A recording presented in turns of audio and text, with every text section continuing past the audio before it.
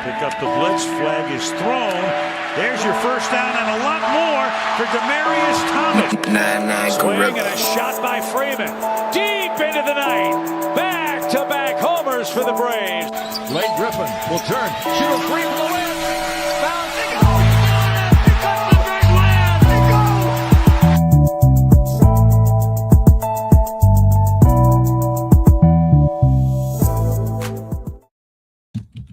go. All right. Good evening. Good evening. Good evening. It's Tuesday. You know what that means. It's time for the #1 sports podcast as well. It's time for sports for you. I'm John. That's Mark. Here later on. That's Cody on the Cody Tuesday. Live on your TV screen.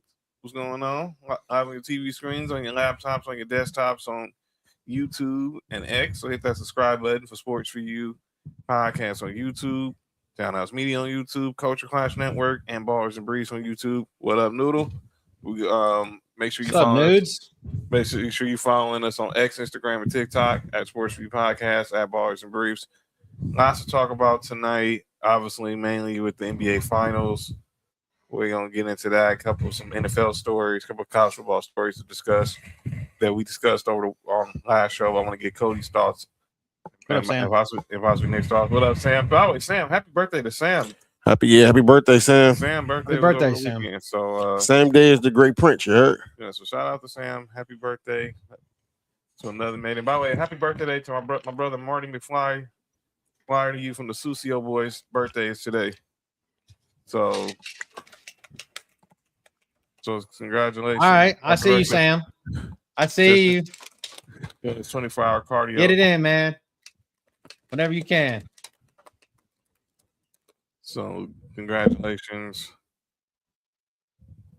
Congratulations to Sam, 43 years young. Happy to hear you made another year, brother. So congratulations.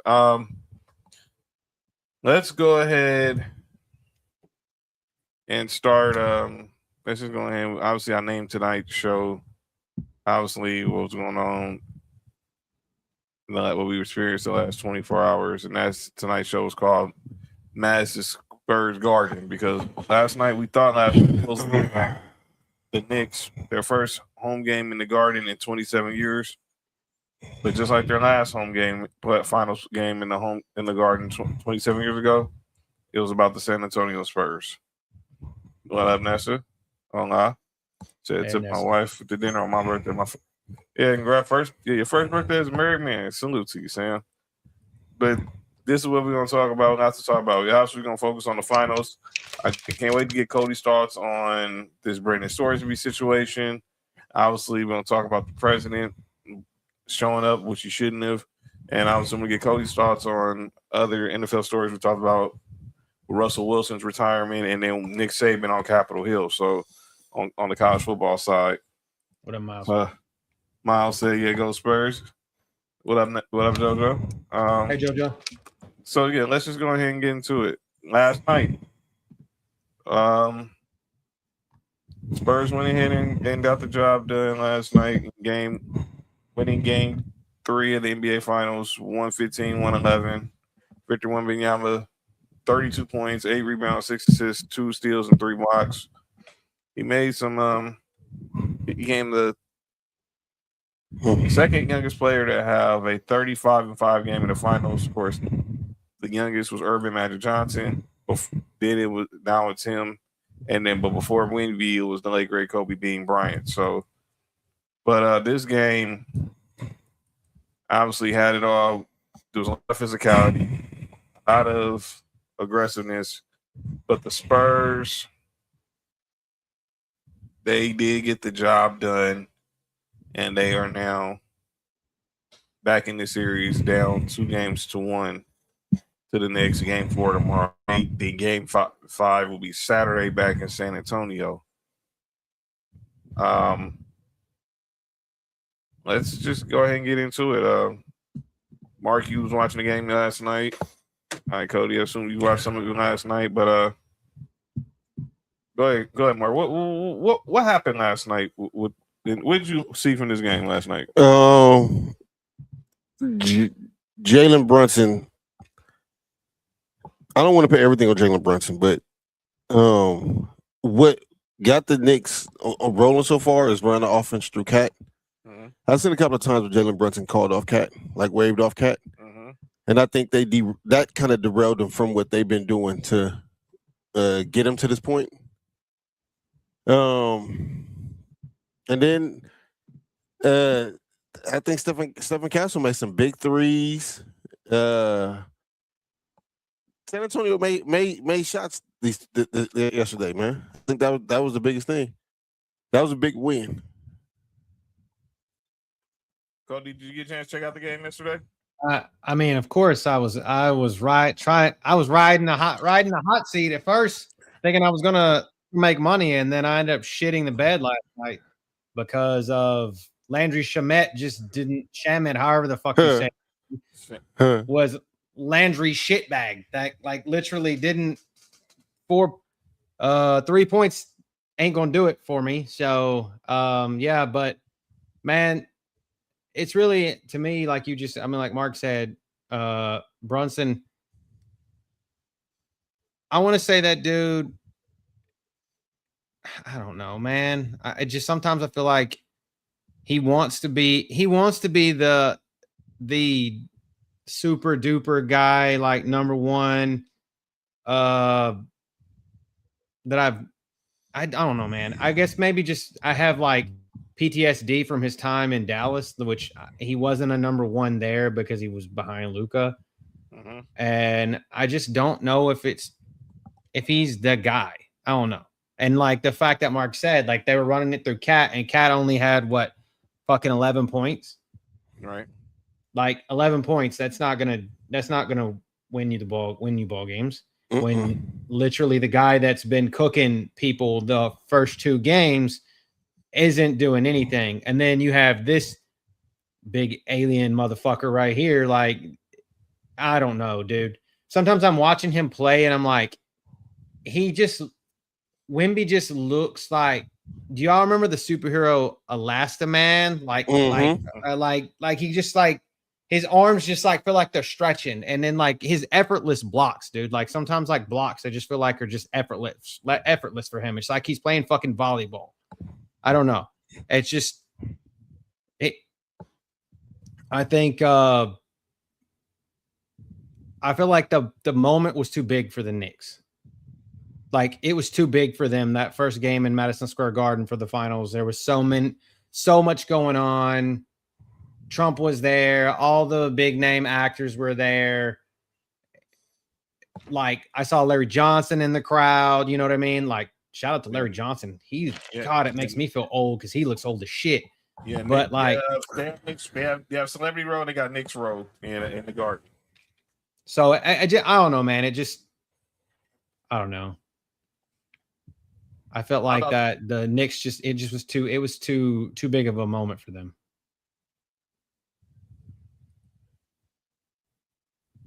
Wemby has been doing what Mark's been calling for all finals. Go to the basket. And he got down there and it was like butter. It was barbecue chicken every time he got to the rim. And he got cooking. Then that let Stephon Castle start cooking. Let me tell you something. Stephon Castle, man.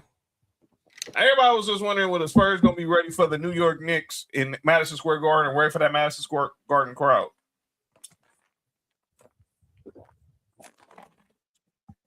Yeah, LJ was a beast before that back injury, Fat. Yeah, absolutely. Yeah. Especially in Charlotte. I agree with you. That's the one thing I'll ever agree with you, Fat. Like no shade from me. Let me ask y'all a question. Where did Stephon Castle go to college? UConn. What did he do in college? He went back to back, right? Right. Uh-huh. Where did they play some of their home games? The Garden. So why the heck do people think that he would not been ready for this moment? A lot of them. Sebastian came up with a comparison to Stephon Castle. I'll say that later on during the show. Just remind me. Okay. Shout out to you, Bass. But I knew he was gonna be ready. Whoa, center was better than who? Oh, than Larry Johnson? Oh, I know what you're talking about. So I can tell you an inside story. So one night we was over at Will's house one night, and we got into this heated debate. Me, Mark, Fat, Will, the other homie Bass, homie Jamie, Josh was all over there. I think it was we went out for somebody's birthday, and then we went over there went over Will's house afterwards. And this huge debate that sparked for like a good 2 hours was about the career of Christian Laettner. I know you're a Duke fan, Cody. College. Yeah. But here's the thing. My Fat and another homie Bass got in this heated debate because Bass said Christian Laettner was a better college player than Larry Johnson at UNLV. Yes, I agree. To the simple fact of the matter is that Christian Laettner has better playoffs. I mean, better tournament stats than Larry Johnson. But if you put him head to head, Larry Johnson was a better player. I'm not saying that. But longevity, Christian Laettner, just the fact. God damn it, Fat. Of course you're going to say that. It's all right. It's all right. You knew what you were doing. You baited me into this question. You knew what you were doing. You tossed me this softball and expect me not to smack this shit out the yard? Come on. This will be a part of the summer, the Sports View summer. Fat, get a Tuesday ready. Because you and Cody going one-on-one. We're going to explain the show after the finals is over because I want people to be ready. But after the finals is over, we got a big announcement about the Sports View summer that's going to lead into this year's NFL season and NFL coverage. But y'all stay tuned. But Fat, just know this. Keep a Tuesday open. And I'll tell you, and you'll thank me later. But that's the game. The Spurs just came out more aggressive. They just came out that more urgent. And I think the Knicks played a little bit like they was like, okay, we know we got game 4 at the house. But now y'all to put yourselves in the bind where let the Spurs come out and win tomorrow. The Knicks is the best out of 3, and 2 of them 3 are in San Antonio. I mean, now I still say Knicks advantage ain't been shit, but yeah, it hasn't. But I had Knicks in 6 from day one, and I had Knicks in the finals. But I had them against OKC, and we're gonna talk about OKC later because obviously I don't know if y'all heard Sam Presti's comments about SGA. We're gonna talk about that. But the Spurs seemed like they just won. They was more physical. They picked up the defense. It's just simple. When the Spurs play smart and they easily better up, they should be up 2-1. Especially if you go by when we was on the air in real time, Cody, when Wemby had that brain cramp in game 2. And me and Mark just sitting there like, that didn't just happen. That was like, remember in Rookie of the Year when Henry Roy Gardner blindly threw the ball over the fence and then they was like, is that play legal? That's what we were trying to figure out with Wemby throwing that pass off Stephon Castle's back when you got De'Aaron Fox literally right next to you. Okay. Stephon Castle, let's talk about Stephon Castle just for like 2 minutes here. Imagine being a Rockets fan and not having that guy on your team. I'm gonna give you another one. Try being Minnesota, who actually drafted him and then traded him on draft day. I thought he was drafted by I think he was drafted by the Timberwolves. He was drafted by San Antonio at 4. He was behind Reed Shepherd at 3. The Timberwolves, I think, moved. They had the Timberwolves ended up. The Spurs had the pick, and I think I'm gonna remind it, but I believe his rights were originally belonged to the Timberwolves. But I'll let you know that right now. Obviously, I'm just saying, as a Rockets fan, we drafted Reed Shepherd. I'm trying to think, was it him? Or it could have been, or it might have been Devin Vassell. One of those. I think it was Vassell, right? I think that's who you're thinking about. Might have been Vassell, but somebody's who got drafted by one of those guys got drafted, and ended up. Okay, yeah. So he was still drafted by the Spurs. So I thought, okay, I wasn't tripping. It might have been Devin Vassell, I think, who was drafted in 20. Who was drafted and he got traded to Minnesota. But Stephon Castle, he's going to be next. He's got next. And that's I was saying, and even though I bring up Minnesota, that's the type of guy Minnesota needs. Next to Ant-Man. But you're not gonna get him because Spurs ain't finna let him walk out the door. He's gonna get paid.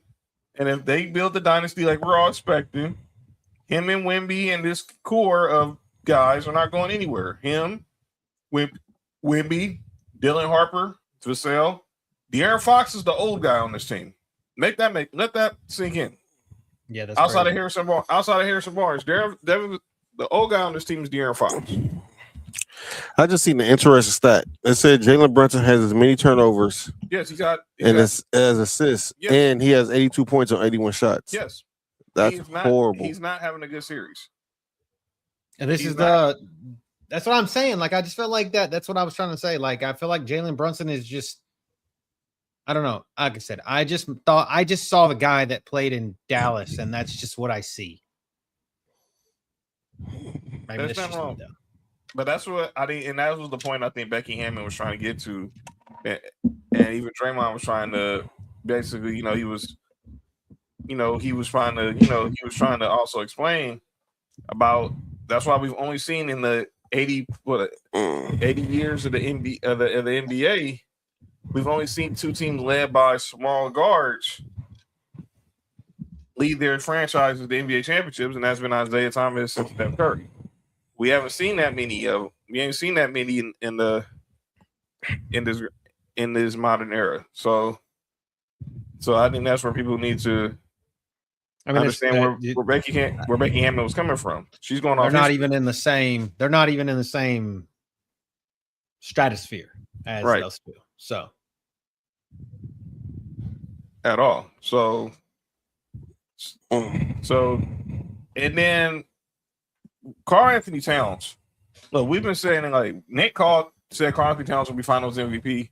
And clearly, when they're running the offense through him and Jalen Brunson plays off him, it works better. But Mark showed this in the chat, and I heard this morning on First Take. Karl Anthony Towns has not scored a single point in the fourth quarter of these NBA Finals. Tell me about it. I needed 6 from him last night. 6.5 points or 7 total, but like I didn't get it. So that's what I'm saying. Like I was just like, you fucking disappeared. It's just certain things that shouldn't happen. Like we was watching the game and there was a shot that got blocked by De'Aaron Fox. Like, I mean, shout out to De'Aaron Fox. That was great timing. But anytime I see a big man get blocked by a guard, I'm confused. Mm-hmm. I mean, OG showed up way better than anybody last night. OG been balling this whole series. Yeah, I'm just saying, like, I just feel like he's like he's the guy right now for them. He's been balling this whole playoffs. He's been obviously really, well, to be honest, he's been their second. Some might argue he might have been their best player, but he's been definitely at least one of their top 2 players this postseason. OG wasn't on the Raptors team that won the finals, right? He was a rookie. Oh, okay. I couldn't remember if he was on that team or not because he came to New York in the RJ Barrett trade, right? Yeah, he was a rookie on that team. So that's the Maple Mamba, right? RJ Barrett. I hated that stupid nickname, but I Maple Mamba, whatever. But yeah, but I don't get that, and how does this dude not have 1 point, 1 basket, and not even 0 points? He has 0 field goals. That means he's barely shooting the ball in the fourth quarter. Like game 1, I think he only shot the ball 1 time in the fourth quarter. Game 2, twice, and then they got to get the ball too, though. Well, what the Knicks been doing is, and this is what they should do. So I'm not so disappointed in this. Is the first 3 quarters they let the offense run through Cat, and then they let Brunson close out the game. I think, which is probably the best way to do it. That way you can save Brunson conserve most of his energy for the fourth. But as a big man, I think you still got to get you got to score at least in the fourth quarter, man. I agree, especially as talented as Cat is. And the way they switched off Wemby, they switched Wemby off to preserve him, so he was basically like a Roman free safety last night. They didn't have him on Cat. He's on Josh Hart a lot. You saw a lot of Wemby on Josh Hart. And Cat should have took advantage of that. If they're gonna have De'Aaron Fox or Vassell. And Vassell and Stephon Castle are good defenders. I don't care. You're 7 foot. Don't play face up with guys like that. You turn around and play with your back to the basket, because face up is what they want. Because they want to be able to see if they can pick your pocket off the dribble. Yeah. And we saw a lot of boneheaded turnovers last night. It was like, dude, where were some of these passes going? And Truck said it. Kobe always took over the fourth quarter, but Shaq didn't disappear. I'm like, there was some boneheaded turnovers. And the Knicks started the second half turning the ball over. And by the way, where the hell was Mikal Bridges last night? I don't know. We was actually, it's so funny. So obviously not averaging his 2 steals that I thought he was going to have. We went out to watch it. It was 2 other people that sat at the table with us. Mm-hmm. And one of the dudes was like, he was going for the Spurs. He was like, "Where's Mikal Bridges at?" Because I saw a lot of Jordan Clarkson last night. I saw a lot of Jose Alvarado last night. Mikal Bridges was a no-show. 2 points in 20 minutes. Yeah, and then the last shot to try to take it into OT or whatever. That shit was just kaplunk. He was a straight no-show. Nothing. Yeah, I don't know what was said. I know me and Sebastian was talking about Jordan Clarkson. I said usually when that first shot going for Jordan Clarkson, that's gonna be a good game for him. And he had a pretty solid game. Hold on, James. I don't think he got shut down. He had some looks. I don't think that wasn't all the Spurs defense. To me, he looked like he shrunk. Pause. That was cold. I mean, it wasn't New York. I mean, to me, like the moment got to him. And this is a dude who's a national champion, and he's had good games. And then it didn't help that when I'm watching First Take yesterday, he's talking to Kendrick Perkins about when he was with the Suns. He was on that Suns team in 2021 that was up 2-0 on the Bucks, and then they dropped 4 in a row. Why would you even put that karma even in the atmosphere? Yeah, bro. I remember watching that. That series was weird. And then obviously game 6, Giannis had the 50 burger to clinch the finals. So man, you go that them dudes gotta show up. They gotta show up tomorrow. And hopefully tomorrow the atmosphere is better. I like pray my office, they my firm, the office is right across the street from where Trump was at, and they were all like, "Oh, it's going to be wild here if they win, it's going to be crazy." And I'm like, I'm glad I'm not in New York. I'm glad I'm not, because that shit's got to be wild. And then people are thirsty for a championship in basketball. They sure are. And last night, obviously, outside of what was going on the court, the biggest story was going on off the court.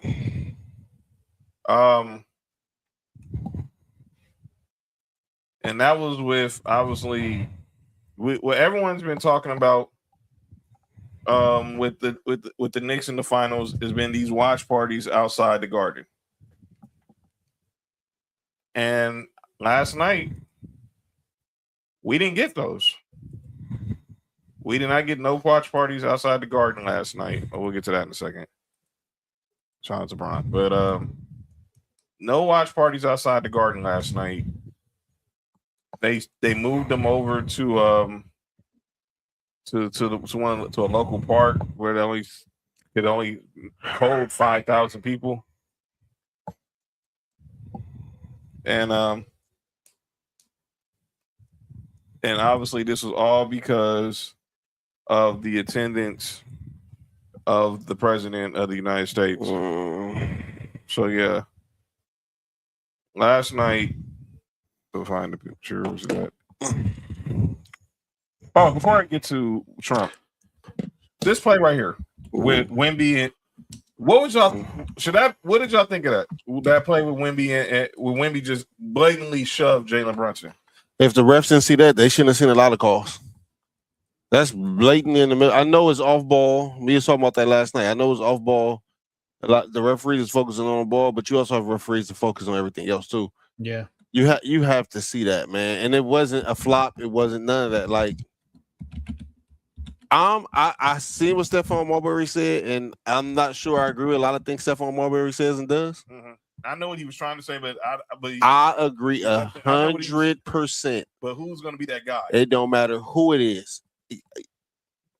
It don't matter. You have to put somebody in the game and give Wemby one of them strong ass elbows to his ribs. Sit his ass down too. Some people were suggesting, I think Kendrick Perkins was suggesting it should be Mitchell Robinson. I don't want to be Mitchell Robinson because they use Mitchell Robinson. If you need somebody who you don't mind getting kicked out the game, because if they do that to Wemby and Wemby get hurt, they getting kicked out the game. Mm-hmm. By the way, that was a dumb technical foul by Josh Hart.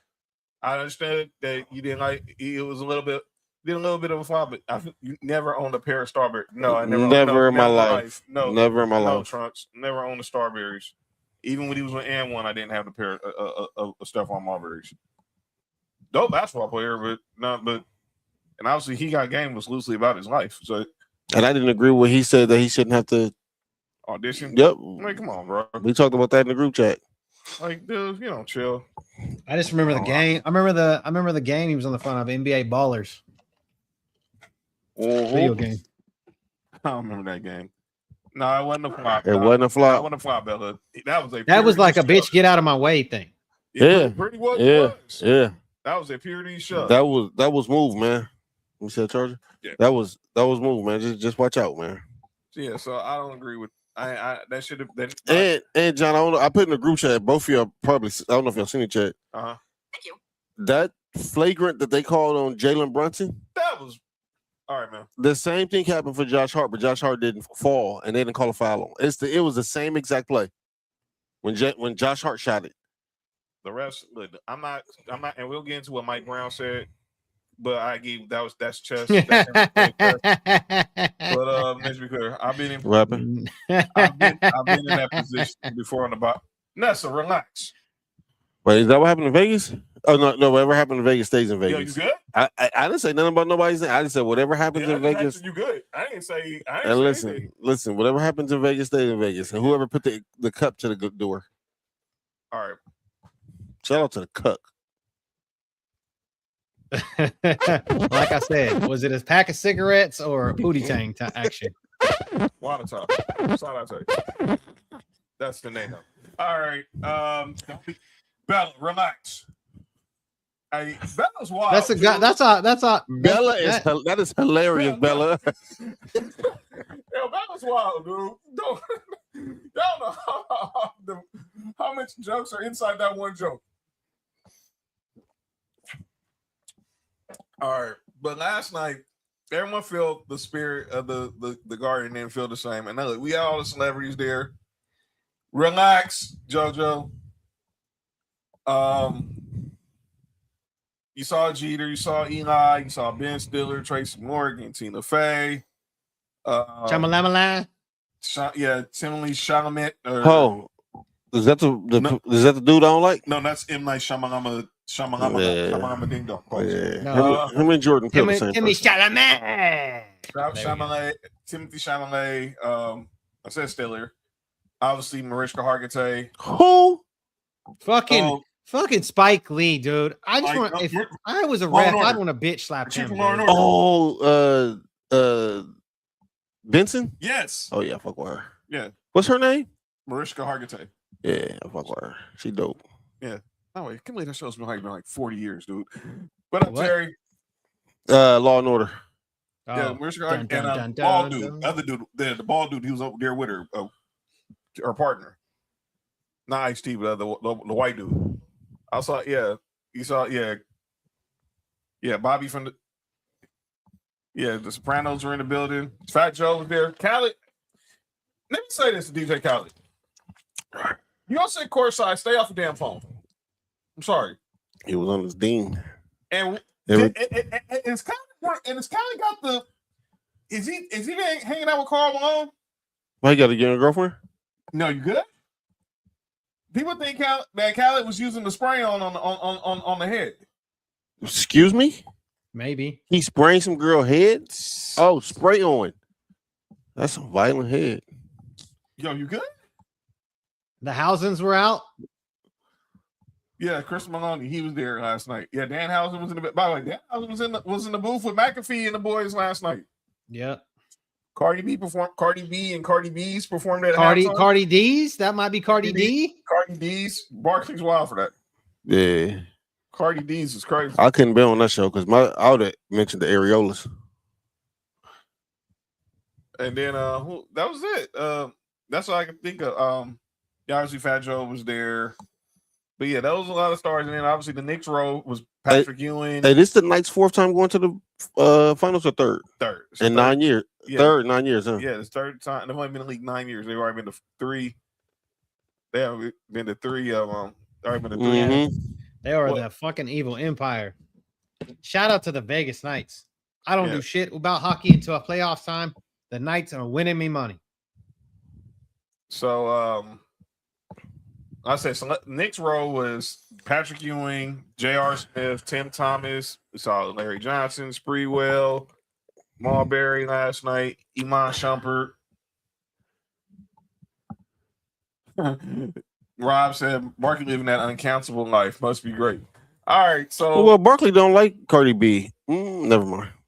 But like I said, the vibes in the game outside weren't the same because this man was there. The president of the United States of America, that's Donald Trump, was in the box last night next to Knicks owner James Dolan. Of course. Oh, they homies though. Yeah. So and a lot of people go ahead, Cody. What you gonna say? All right. I'm not gonna make this political. I don't like the guy. I don't like the guy. I don't like the guy. Personally, don't like the guy.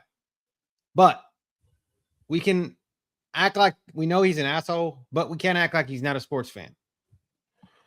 The man in the 90s would set courtside in Knicks games. In the 90s. I know he's there for a publicity stunt at this point to fix his, try to repair his image and put his face out there. And we are at a point where this is the 250th anniversary of the United States. So of course we're going to see this fucking smug face everywhere. But at the end of the day, like let's not act like he's not a sports fan. Right. Hey, Cody, my problem with him going is not the fact he's a sports fan or not. I have no problem with that. I know he's a sports fan. And I know, you know, him and Bill Dolan, I think they really real life homies. They are. Yeah. My problem is what the Knicks was doing was allowing the people who can't afford to get into the game to be there and watch it outside with him. Oh there, yeah, no, I agree. I agree with that. I agree. That's some shit. That's my only issue with him being there. If he didn't cause that, then I don't care about him being there. Like that's just another person to me. Yeah. And with that, and they said the security to get into the Garden last night was hell. You had Well, obviously he's been to wrestling events. He goes to USC events. He was at the Natty. We was doing. He fucking owned the USFL back in the day. He tried to buy Mark's Bills, and a lot of people believe that's why he ended up being president, because he said if the NFL was going to shut him out, he was going to go run for president, and he was going to make their lives, living, you know what. But I mean, no one took him serious, and now he's on his second term as president. But yeah, like Mark said, I didn't like it last night because it took away from the fans being at the game and the watch parties outside the Garden and in other areas. But speaking of watch parties, whoa, Nick. Excuse me? Why you so watch party with Nick? That's crazy. Have y'all ever been to I don't know about many stadiums out there in Texas, but have y'all ever been to like a game where you can just watch it outside and chill? That's a big thing at in Dallas. See, remember when I went to Atlanta and we went to the when we won a pennant against the Mets? Yeah. Dog, we went to one game. One other game was out there, dog. They have a big ass like 300-foot monitor out there. Yeah, where you can watch the game. The one in Dallas. The one in Dallas, the Cowboys Stadium has that exact same shit. Yeah. Like I know, like during I think it was during the Natty a couple years ago, they had this shit on the jumbo screen outside. I don't know I remember if the Cowboys are doing that, but I know that screen is there. There's not one outside of NRG, and there's a big one on Toyota Center, but I don't think that it plays fucking games because the parking lot's in the street. Yeah. because it's like it's literally on the street, and right behind it is the interstate. So there's not a real good spot to do it because it's at a weird angle from the parking lot. But I know what you're saying. I've been to games where it's like that. And That's the way it is. And shout out to the Knicks because, like I said, man, they said that the nosebleeds was like $5,000 to get in. So most of the people who live in New York, it's gonna be hard. They're not gonna be able to get in.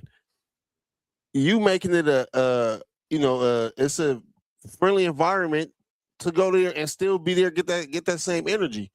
But when he's there, dog, because of he's there, you can't do that. Yeah, no, that really stuck. And obviously, one person was vocal about him being there with Stephen A. Smith. So I'm gonna get back. We're gonna talk about this. Then we're gonna get back to what Mike Brown. I want to get to what Mike Brown said about the officiating.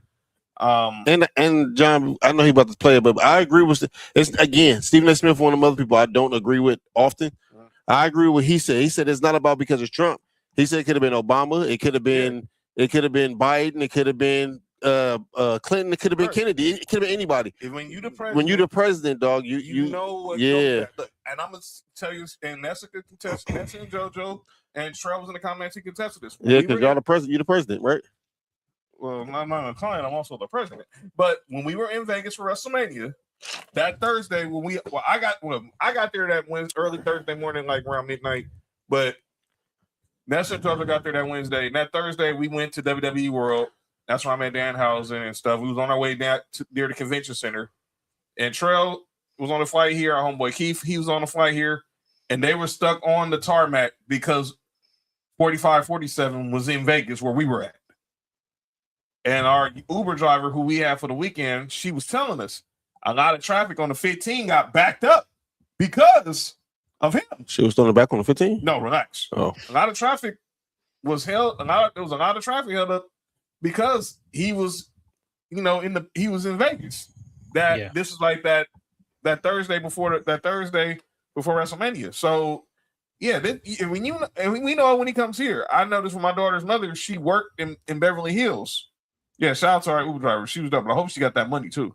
But I noticed when my daughter's mom, when Sophie's mom worked in Beverly Hills, they had certain streets over there that that were blocked off because of whenever the president rolls into town, they had obviously the Secret Service caravan was, had certain streets you couldn't go down. But I want to play what obviously we hinted out earlier. Stephen A. Smith talked about it yesterday on First Take. The president, as he does always, feels the need to respond to everything. So while he was a guest getting back on his jet, they head back to the Are they about to lose this game? It looked like the DMV. Well, he's about to head back to the DMV, head back to the White House.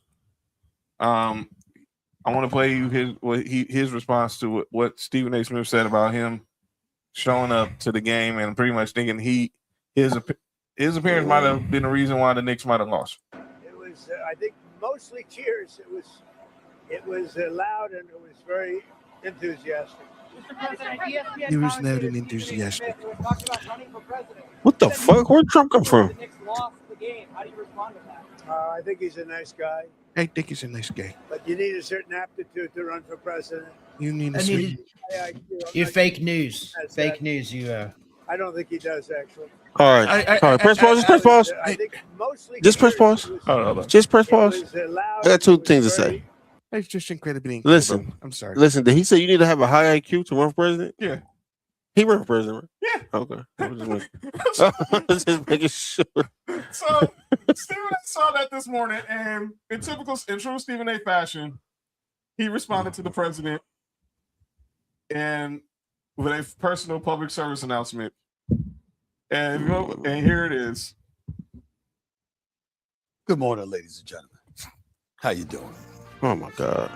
Our president, God bless America, showed up in New York City last night.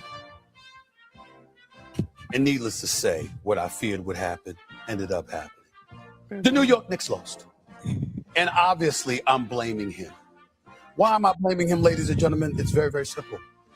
because the president disrupted our mojo. What? I've said this on many occasions over the last 24 hours, and I'm saying it again. The man messed things up. Now, why did I bring this up? Why was it important for me to discuss this? There's several reasons. Number one, the New York Knicks haven't won a title since 1973.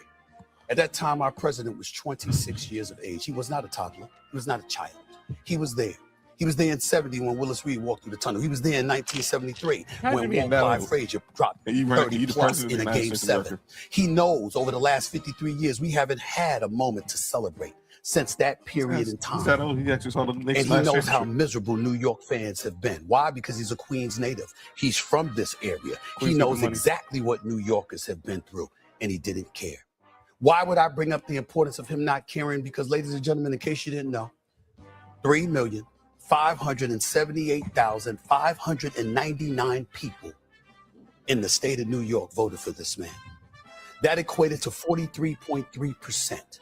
Was it enough to win New York from an electoral college standpoint? No, but it was enough to give the Republican Party about a 10% jump over the Democrats in terms of what it was compared to 2020. New Yorkers have looked out for this man. I thought he was supposed to be looking out for us. He wants to sit up there and talk about my low IQ. We'll get to that in a second, because that part really, really made me laugh. Instead, let me stick to the New York Knicks for a quick second here. Not only did we lose the game, did you see traffic? Did you see the watch party that wasn't outside of Madison Square Garden? Did you see thousands upon thousands of faithful New York Knicks fans that were forced to remove themselves from the area? They're going to sit there and tell you there was some condensed area that was blocked off. I was on 25th Street. I couldn't get through it with my car. I was on 39th Street. I saw cars that couldn't get through.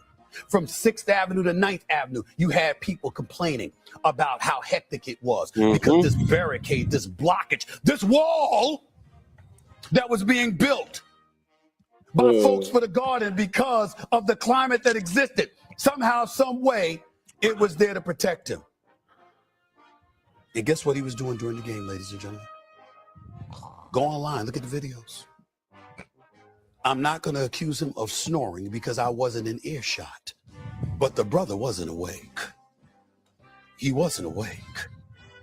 If it was that important to be there, why did you look like you were asleep? Didn't you call our former President Joe Biden Sleepy Joe? Or what should we call you? Because you weren't awake. Meanwhile, the New York Knicks is crazy. were playing Game 3. Meanwhile, the New York Knicks, a team you pretend love, a team that you had season tickets to, a team that you have supported throughout the years, you turned your back on them. That's what you did for your own selfish, narcissistic motives. I told you if you showed up, what could potentially happen. And it ended up happening.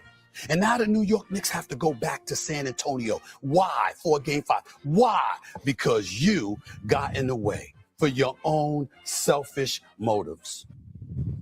I agree with him. JT said, "Yeah, he was spit, but he was not up to the." What up, Christy? Man, but yeah, I agree. I agree with him. I think Trump green there. I think some of the fan mojo, because there was a lot. Those watch parties sat like, I mean, they was like thousands. I mean, I'm talking about 10,000s of people out there. They had to go to the nearest park, and they cut that attendance in half. Yep. So I do think it played a part, because I think even though a lot of fans can't afford to get into the Garden during the playoffs, especially not during the finals, those watch parties became a thing where that built the you know. Hopefully Dan Housen still has a say on that though, JT. You would hope that somehow very, very fake, very evil. No, he's very fake. He's very fake and he's very evil. He's very low IQ. He likes a lot of human monies. He doesn't have human monies like me, okay? Not like me.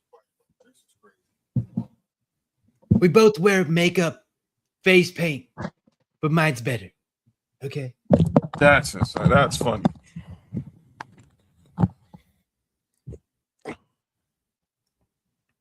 What happened, Joe? But yeah, that's why I think. That was why I think what happened with one Danhausen last. I mean, with the Knicks. Let's get back to the game. Mike Brown. Mike Brown did what any coach would do in this situation. It's took this from the book of Phil Jackson, Steve Kerr, Pop, you name them. The greats. He blamed the officials. Here's Mike Brown last night talking about the officiating in last night's game. I never thought I'd be in the NBA Finals and see a team get 24 free throw attempts in the second half to another team's 8. And I don't think I complain much about officials or the fairness when it comes to the free throw attempts. San Antonio is a great team. They're a great team. It's going to lower our odds big time if we play game 4 and in the second half they get 24 free throw attempts to our 8. And maybe we were fouling, but they fouled too. Cat gets the ball off a loose ball rebound and he shoots it and he gets whacked across the arm and they hit the ball and it goes out of bounds on the baseline. There's no foul. There were opportunities for fouls to be called to at least try to even the free throws out. Now, we didn't play good. San Antonio played great. We could have played better. There were a lot of things that we didn't do that we did in game 1 and game 2. But to go 24 free throw attempt. That was what Mike Brown said about. And let me be clear.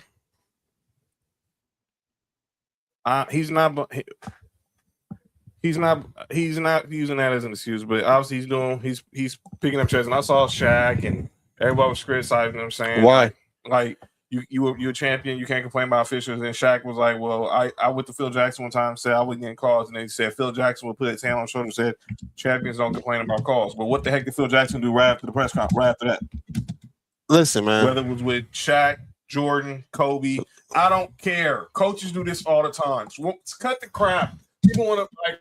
I saw Stephen. I didn't agree with Stephen A. saying it. I didn't agree with Cameron saying it. I didn't agree with Perk saying it. This is what coaches do. We've seen this all the time. This is all going to be to see if they can shift the balance of fouls between the Spurs for game 4. Yep. And as a coach, I love what Mike Brown did. Right. Because he made sure he didn't put it on the referees. He didn't say we lost this game because of bad calls. He didn't say we lost this game because the unbalancing and fouls called for one team versus another. He literally said we didn't play good. But still, that 24-8 difference, and you the home team, that's crazy. Usually the home team get them calls. John, you're reading it, aren't you? What I just put in the private chat. So he did this back in and this was brought up. He did this back in 2007 when he was coach of the Cavs when they was playing the Pistons. He was talking about LeBron was getting beat up by the Pistons. I mean, read that whole sentence that I sent you in the private. So this is from Google AI overview. So the AI knows something that we don't. Mike Brown has never won an NBA championship as a head coach. While he reached the NBA Finals in 2007 with the Cavs and 26 with the Knicks, his teams both. What the heck? This is from Google AI. Google AI said that. It knows. It knows. The teams both lost both series. Wait a minute.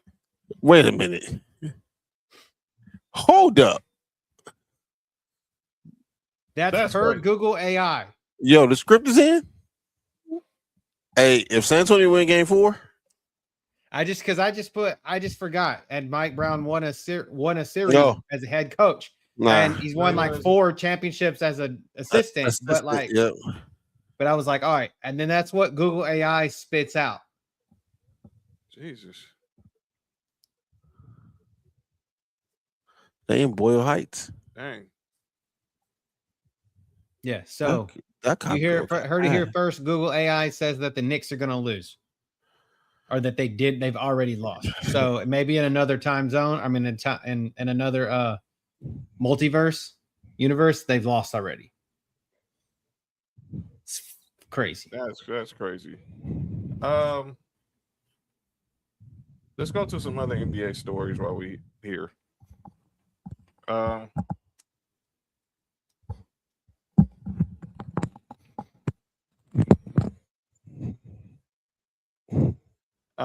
Let's see what you want to go to first.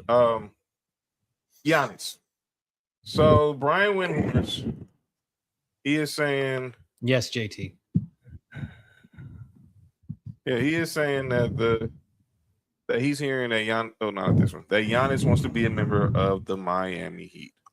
So I'm gonna play this audio. This is from Brian Windhorst. This was on the Get Up.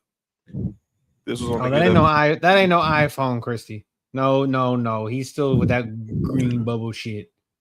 Who? John. Relax.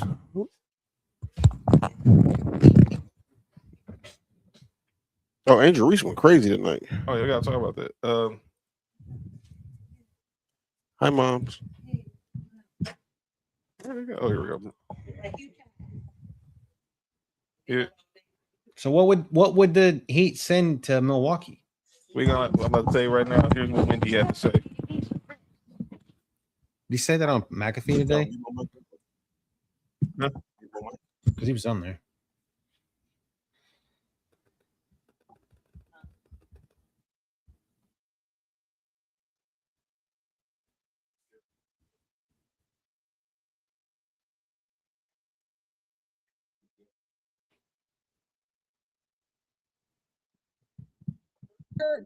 Boston's ready to trade Jaylen Brown. Jaylen Brown and Jason Tatum won a championship together. I thought that there was a decent chance we'd be in Boston right now for game 3 of these finals, and then Tatum gets hurt. I'm not sure Boston's ready to do that. I just think you have to. It has to be draft picks. The message Oklahoma City is sending out is they are not touching that core. You can choose to just not believe them if you want. They say they're running it back. The team to watch here is Miami.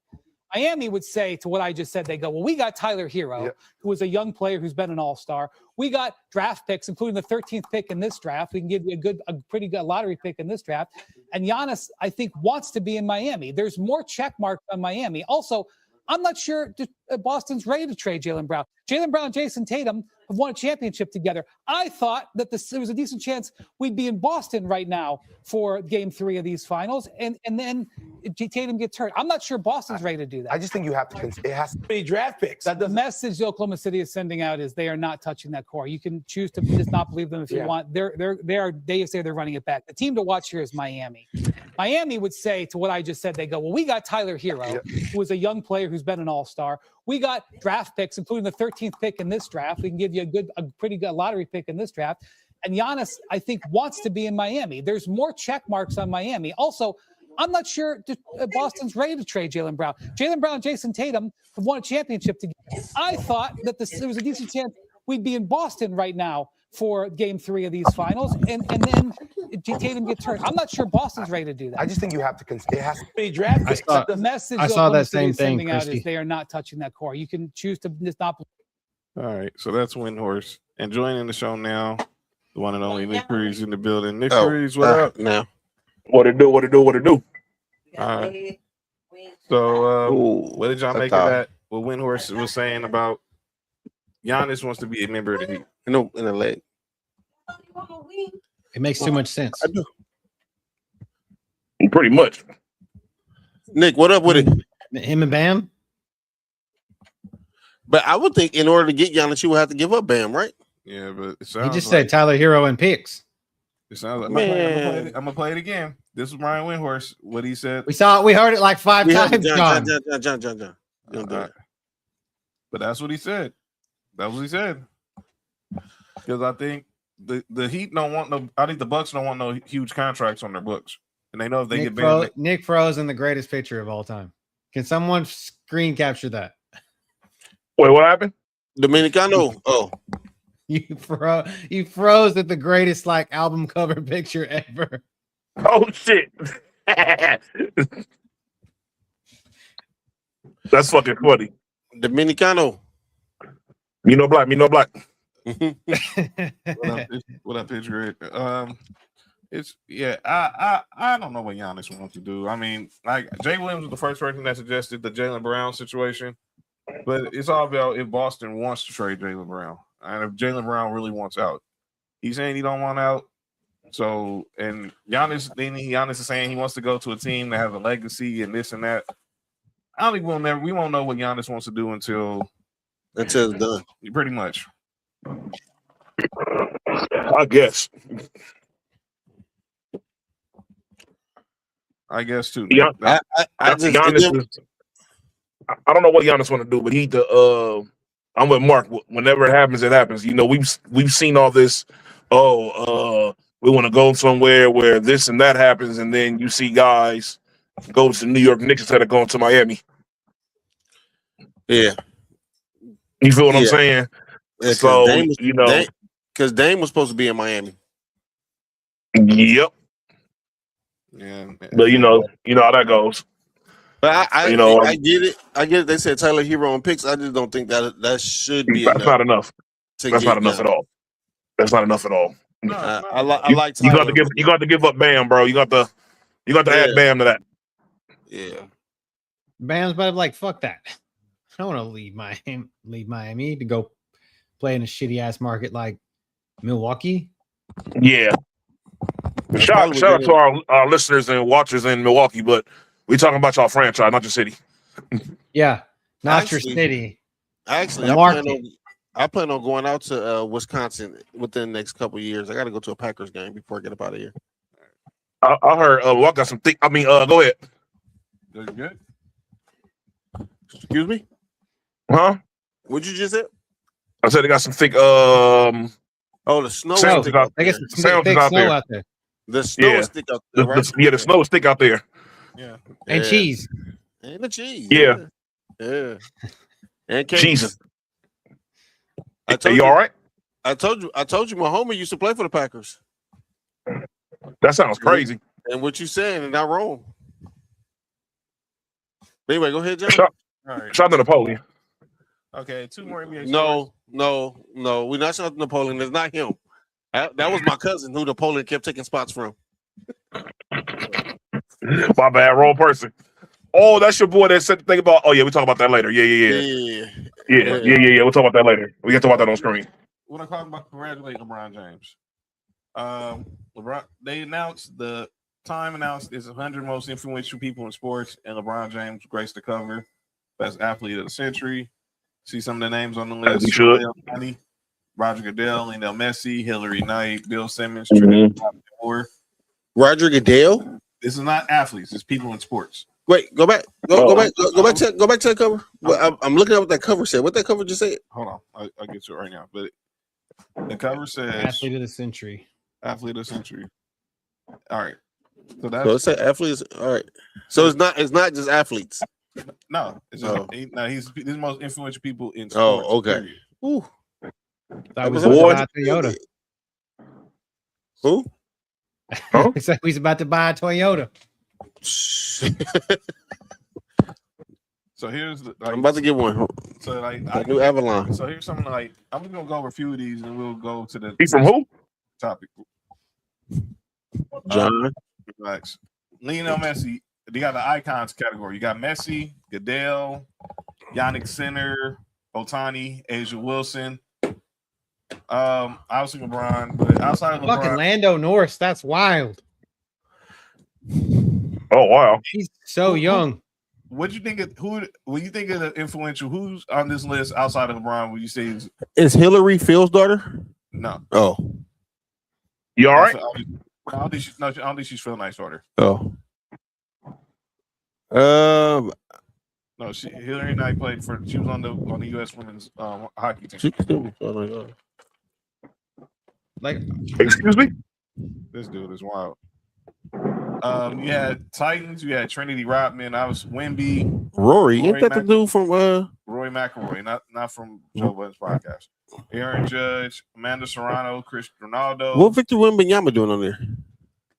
They say he's one of the most influential people in sports from the last. No, he's not. No, he's not. Why? Oh, this just last year. Okay. Oh, just last year. Oh, yeah. That's something different. I thought you said it at a. Man, I thought it was in general. I was about to say, bro. I said LeBron was athlete of the century. Oh, okay. This is the most 150 influential people in sports in 2026. All right. I said LeBron, okay. I'm not mad at these people then. I said LeBron was the most influential person. Was the athlete of the century. This will be some hate on that, but it's all good. Man, Morgan, Mike Tirico needs to be higher. Mike I Tirico agree. needs to be in the top. Yeah. Mike Tirico needs to be in the top one. I don't know if I don't know how they ranked them, but they got him just in they got him in different categories. Pablo Torres and the innovators, Pat McAfee. Pat McAfee's nice. Flag. Michael Rubin. Speed. Michael Rubin. Wait, hold on. We gonna stall Speed out because Speed he be doing this thing. Go back and he be showing love to sports. Who's that? Denny Hamlin, the race car driver. Is that the one who was? No. He was groping his little boy. No, Denny Hamlin. Hey, fam. You know his fans ignored that. You had Becky Hammond as the leader wise. You had Becky Hammond. Boy. Wiener. You said Wiener? I said leader. She don't like those. Becky Carly Hammond, Ursay Gordon. That's crazy. The owner of the Colts. Yeah. Becky Hammond like wieners. L. Duncan. No, she don't. Fernando Mendoza. Used. Those are the leaders. So y'all can find this article in Time Magazine if you want to read about it. But LeBron, it was real candy interview he gave with Time Magazine. If y'all want to go read it. Hey, something's wrong with Mark, fam. What I do? Dog, we all heard that. Nobody heard nothing. Cody didn't hear nothing. Yeah, okay. I heard exactly what you said about Becky Hammond, but it's all good. Oh, that's not the first time I said it on the show. It probably won't be the last time either. Right. That's Becky with the good hair. That motherfucker. Go ahead.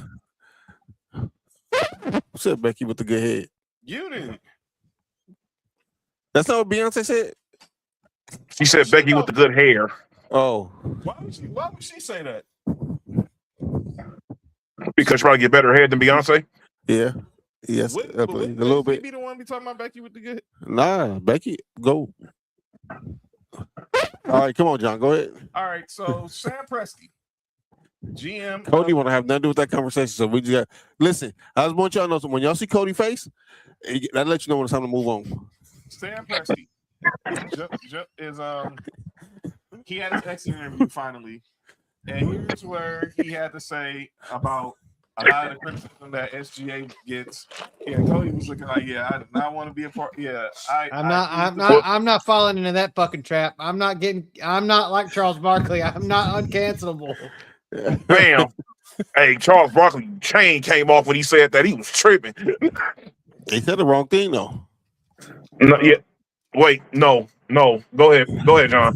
Here's Sam Presti talking about a lot of the criticism SGA gets. Thank you, Moms. Things that I'm talking shit about.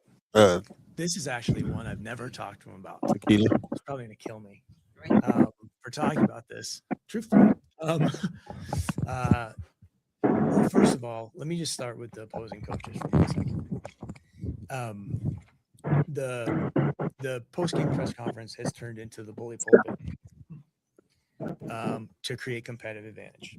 I mean, we know what that is. I mean, it used to be you'd get up there, you talk about your own team. Now everyone gets up there and they talk about the officials and they discredit the other team. And again, like they're great competitors, so we know why that's happening. And I don't fault them because I think they may think it works. So the question is why are they continuing to do it? Because there's financial incentives not to do it. But everyone's competing. But let's also recognize that it's the bully pulpit for competitive advantage. And that's what it's kind of turned into, which is part of competing. We all get that. Relative to Shea and the narrative on that, he's playing against 6 people. He's got 5 defenders, and the 6th defender is social media.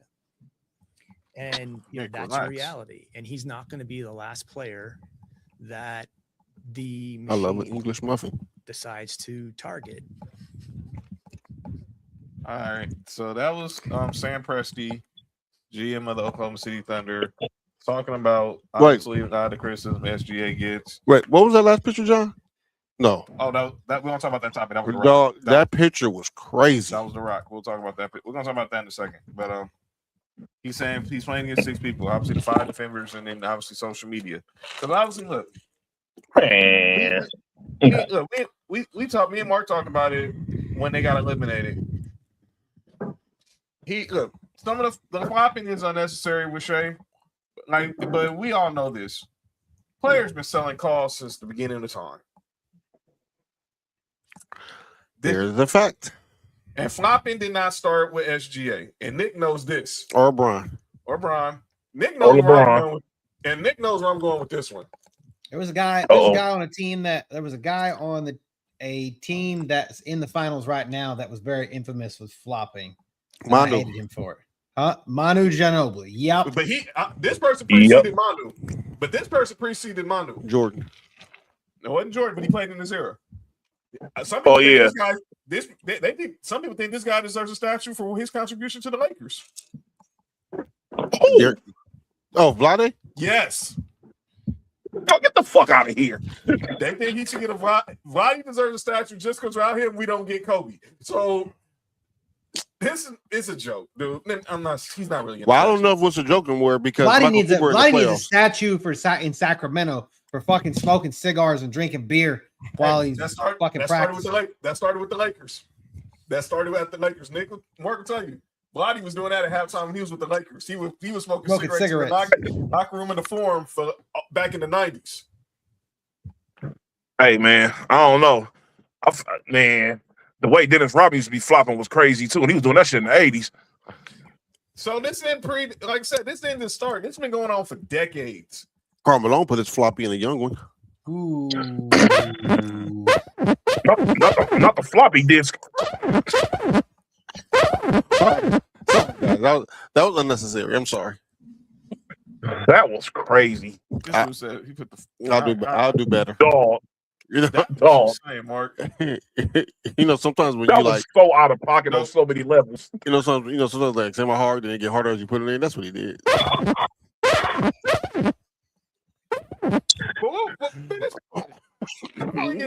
Cody face again. Just look at Cody face again. Let's keep the main thing. Here's the topic. The topic at hand about SGA. Yeah, JT's and Mark need to leave. I get what he has to do. He's defending this guy. He should. And let me be clear. This ain't the first time OKC has been in the controversy about players drawing fouls. Remember they got rid of the whole swing through on the jump shots. Where did that start at? James Harden. Wrong. It started with Kevin Durant. KD, right? When he was that was KD. Yeah. When he would swing his arms through the defender's arms, and he would go to the line a lot, getting 2 free throws on jump shots. But that's crazy. I get that. But like I said, the question is, well, OKC, where will they? What will this roster look like come next year? We talked about it. There's talk about them having interest in Evan Mobley. We know Chet Holmgren's contract now is going to jump from 14 to 42. Bye. Lou Dort's a free agent. And they got a bunch of dudes on team options. It's crazy. How you have half your roster on team? That's how you draft half your roster. That's exactly what happens when you draft half your roster and you draft well.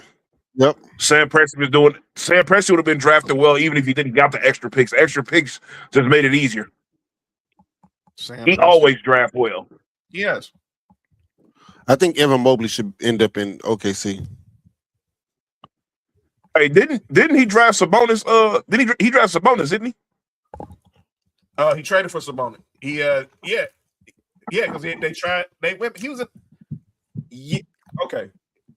He got drafted by Orlando, and then he ended up in OKC in the Serge Ibaka. Him and Oladipo ended up in OKC in the Serge Ibaka trade. And Okay. Then he flipped Sabonis to the Pacers for Paul George. Him flipping Sabonis is crazy. Then he traded Sabonis. Jesus Christ.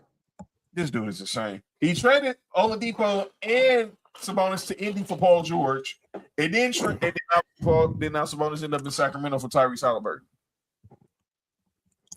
And that's another dude who might be on the. That's another people might be on the move. If I was Sam Presti, they know. Oh, Sabonis. Yeah, there's rumors that he might be on the move. Oh yeah. Because that's because their team fucking sucks, and they can't do nothing. They ain't got no. I don't know if they got no draft picks or whatever, but even they have no. He's their really only tradable asset. Their team sucks. They only played like 19 or 20 games this past season. I remember him getting hurt. Their team is terribly built. They got terrible contracts. That team is a shit show. Shout out to Vlade. Vlade could have had. Oh no, they got a different GM now, right? Yeah, they got a different GM now. Oh yeah, because old boy is smashing his daughter. What? All right, go ahead, John. John, go ahead, John. This is getting crazy. Oh, you talking about Jeremy Lamb? I don't think he's the GM though. No, I thought whoever daughter he's dating the owner's. Oh, the owner's daughter. The owner's daughter. Oh, okay. Well, he never mind. He might like the owner. Relax. All right. Before you leave the NBA, you're going to leave the NBA. Yes. Have you guys seen the new Timberwolves logo and their uniforms? Yes. They're Throwback to the Isaiah Ryder, Kevin Garnett years. They're going back to pay homage to KG. They're paying homage to KG. Obviously, he just did they retire KG's jersey this year or they're doing it next year? I thought it was this year. I don't know. They should have retired it the moment he retired. I think if it hasn't been retired, they're going to retire it, and I think this is part of the tribute to KG. I'm trying to think he either retired this year. I can't remember, but I'm going to shift to college to the UFC right quick. This picture is crazy. So Sunday next season. Oh, so they're retiring KG's 21 next year. Yeah, so the 35th anniversary of the team, I think. Right. Yeah. The UFC, they're having this big event on Sunday at the White House, UFC 251, and they're having a hard time getting celebrity A-listers to show up to this event. The Rock, Adam Sandler, and other A-listers are reportedly not attending the White House card. Who the hell is that right there? That was Dwayne Johnson. That was one Dwayne Johnson. That is one Dwayne Johnson. All right, so that's Dwayne Johnson. Who was that holding it? He's holding his own Johnson. What? Boss. Over his mouth? Everybody look at Cody's face. This is before he got put on the board of TKO. Oh, never mind. Don't look at Cody's face. Hey, did y'all hit? Hey, look. Y'all remember what he said on that TV show? My bad. Where he said he was picking up grapes without his hands up on the ground at this party. Wait, The Rock said that? Yes. Cody know what I'm talking about. Oh, wait, no. wait. Was it the Diddy party? Bro, he said he was at a party and he was picking up grapes without his hands. Is that why they call him Dewey? Bro, he was over there. Dog. Hey, dog. That's crazy. This is dog. Leaving that to the imagination is wild because I don't even want to think about. I gotta find the clip, dog. The clip is way worse. The clip is crazy. Wait, they showed him doing it? No, thank you, Jesus. So nah. So like I said, so The Rock, Adam Sandler, Jared Leto, Mario Lopez, they're not playing on the team. They've also invited Brady, Jason Statham, Guy Ritchie. First of all, I thought this whole idea was this whole thing about having a UFC fight on the White House lawn was a joke. Unless somebody fighting the president. But this clearly shows it was a joke. This should never happen. But the card's mid anyway. I'll watch it because I pay for Paramount Plus. Yeah. So is Sleepy D on the card? Yeah, just wrong with this dude. I mean, Alex Pereira and Cyril Gahn, that'll be a good fight. And then Justin Gaethje and Tapuria or whatever his name is. I fucking hate Mark, man. I do too, Nick. This nigga's a menace. So Jojo said a penny pinching. He was pitching grapes. And whose grapes was he feeding? Kevin Hart. Man. Right. Okay, let's get to a serious topic. I'm glad Nick's here for this. I'm glad Cody's here for this. What about me? And well, y'all, of course. I'm just saying because they didn't get a chance. We discussed it already. Oh, so they're gonna get a chance to discuss it now. We talked about this Brendan Sorsby story, and I'm really intrigued to hear Cody's thoughts on this. So I want him to be in the fucking supplemental draft. I wanted him not to fucking do this. So for those who don't know who Brendan Sorsby is, he was a former quarterback of Cincinnati who entered the portal. He's now going to Texas Tech, but it came out that he came out that he had been betting on games when he was a true freshman at Indiana, and he raked up bets to up to $90,000. He went to rehab, blah blah blah, did the whole had a gambling addiction. We ain't gotta go with all that crap. So the NCAA basically ruled him ineligible and took away his eligibility, basically ended his college career. Until this past month, yesterday, when a judge in Lubbock, Texas, where Texas Tech is basically ruled an injunction that would allow Brendan Sorsby to only be suspended the first 2 games of the season and regain eligibility in college football. Before we get Cody's thoughts, I want to play 2 prominent voices in college football. First off, the man who broke the story, and that was Pete Thamel from ESPN. He was on McAfee's show. Again, shout out to McAfee yesterday. They did dope during the finals cast yesterday. They're back tomorrow too. They did what? Him, Quinn Richardson Park. They did the. You said they did dope. No, they did alternate broadcast during the finals. Oh, so this is what Pete Thamel said about this news about Brendan Sorsby live on McAfee's show yesterday when the news broke in real time. If you could fill in the gaps and also let me know what today means. So a judge, the second judge that was put in for this case, heard everything and ruled that Sorsby is allowed to play, and also said the NCAA is prohibited actually from stopping him from playing. Can you tell us more about how we got here and what we think it means for a precedent going forward?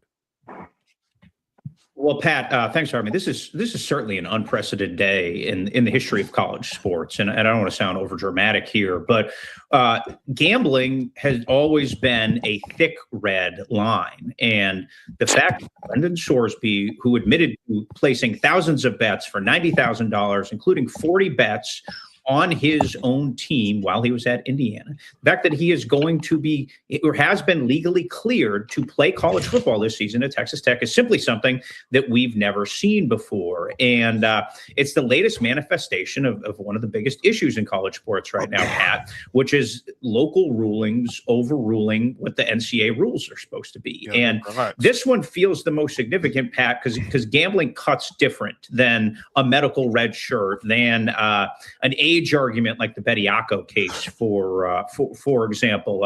I don't think I've gotten more text on my phone about a news story unprompted ever, or certainly not in the last 5 years. I mean, my phone did not stop ringing. And in the general tenor, Pat, around college athletics, I would say is one of disgust.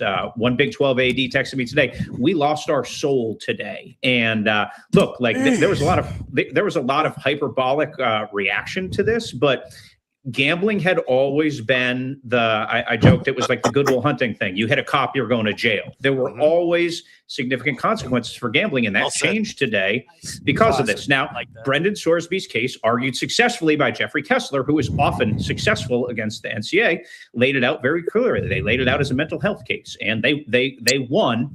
The NCAA is expected to appeal this case. Now, whether the timeline of that appeal matches with when it matters is what remains to be seen, correct? Like the NCAA could get a hearing in February, and Brendan Sorsby will have to combine. He doesn't have to go. It doesn't matter. It would be rendered moot, and that had always been sort of part of the expectation with this. Is if the temporary injunction was granted, then once the injunction was granted, he would roll and play, and then everybody would kind of move on. So we'll see if the timeline of that gets expedited in Lubbock County. I've certainly reason to be skeptical of that, but yeah, this is certainly a day, Pat, that's that is certainly going to have ripples for a long time. All right, that was Pete Thamel. Here's the mouth of the South. Excuse me? Relax. Paul Feinbaum this morning on Get Up said that we're at DEFCON 1 with this news yesterday about Brendan Sorsby. Shout out to the mouths that go down south. I mean, going all the way back to Pete Rose, which in my now almost 40 years in media remains, I think, the most explosive story that I've ever seen. This is a landmark day, and Paul Feinbaum is here as only he can to put some context to it. Paul, what is your top of the head immediate reaction to the ruling? Well, sports went to DEFCON 1 yesterday, Greeny, and that's rare because the sport has gone so low in so many different circumstances. But everyone but Texas Tech officials were in unanimous agreement that this is one of the worst rulings because it forget whether college players get paid and all the things that go along with it. This is about the integrity of what happens on a Saturday afternoon. And Brendan Sorsby bet on games while he was at Indiana. Remember, he went to Cincinnati. He's a transfer. He has not played a down for Texas Tech, and they maintain they haven't done anything wrong. They sent him to rehab. It's a great example for the youth of America, and you can stop laughing now over your cornflakes. The point is, what happened now. I think everyone knows what happened yesterday. This is a Texas state judge. The original judge, of course, was a Texas Tech graduate. They brought in a retired judge in Fort Worth. He ruled the same way. He delivered a 3-page ruling. It was like, I don't have time for this. I'm going home to play golf with my Texas Tech buddies. So the statement yesterday from the Big 12 commissioner was interesting because he really didn't say anything. And I believe, Greeny, that Brett Yormark is probably the only one left that can stop this. He can declare the Sorsby ineligible. Yes, it would be litigated, but at least somebody would stand up. Until now, no one has really done it, especially this court in Texas. All right, that was Paul Feinbaum. We heard from Pete Thamel. Cody, I'm gonna give you the floor first from the legal side of this, and then I've been trying to read the injunction. I really want to read it, but I don't have access to Lubbock County Court. It's public record, but you have to register for it, and I don't fucking feel like going through all that time right now. I hear that, but I will. But I did read that. I mean, we're at a point where we are making this a business, and Texas Tech is in Lubbock County, and they can run it the way that they see fit. And this would be, if this was any other type of case, that would go to a district court judge, and that's what we're doing. So this is a civil matter. And of course they brought in an impartial, unbiased third-party judge that's not normally here. But regardless of people in Texas, they might be a University of Texas grad. They might be a Texas A&M grad. They don't give a shit. Football's king here, and we're going to play no matter what, right? So I think that has a lot to do with it. I guess it's a slippery slope, but at the end of the day, the kid admitted to it. Fuck it, let's play. Let's just move on. Let's just move on and let him play. I kind of wanted him to get draft. I wanted him to go to the supplemental draft. I actually did because I really wanted the Browns to draft him. Because if they drafted him, they would end up getting an extra first-round pick next year, and then that would just fuck things up for everybody. So, but 7:35. I think it's crazy, to be totally honest with you. And someone that's looking at this from a legal standpoint, this is the kind of shit that I got into law for, was this kind of stuff. And I don't get to do this kind of shit, but it's very interesting to me. And so I wanted to read the 3-page injunction because listening to what basically someone that was brought in from the outside that really just didn't care and wanted to be over and done with it quick. Mm-hmm. And he's like, basically the judge was like, fuck you to the NCAA. We don't like you. Nobody fucking likes you. Nobody likes you. We don't like you. And we've been posturing, athletes have been posturing away from the NCAA for the last, I would say 5 years to the last decade. We're trying to shit on the NCAA as much as possible. And I feel like this is a pretty damning thing to happen. I agree with that. So Mark, go ahead. All right, I agree with Cody said. See, when we talked about it, the injunction wasn't there. Everything that just happened, it sounds like Cody just said. It's a big fuck you to the NCAA. I agree with that. And what you think, Nick? I understand, like, as far as the gambling thing or whatever, but at the end of the day, the NCAA is full of shit. They've been full of shit for years.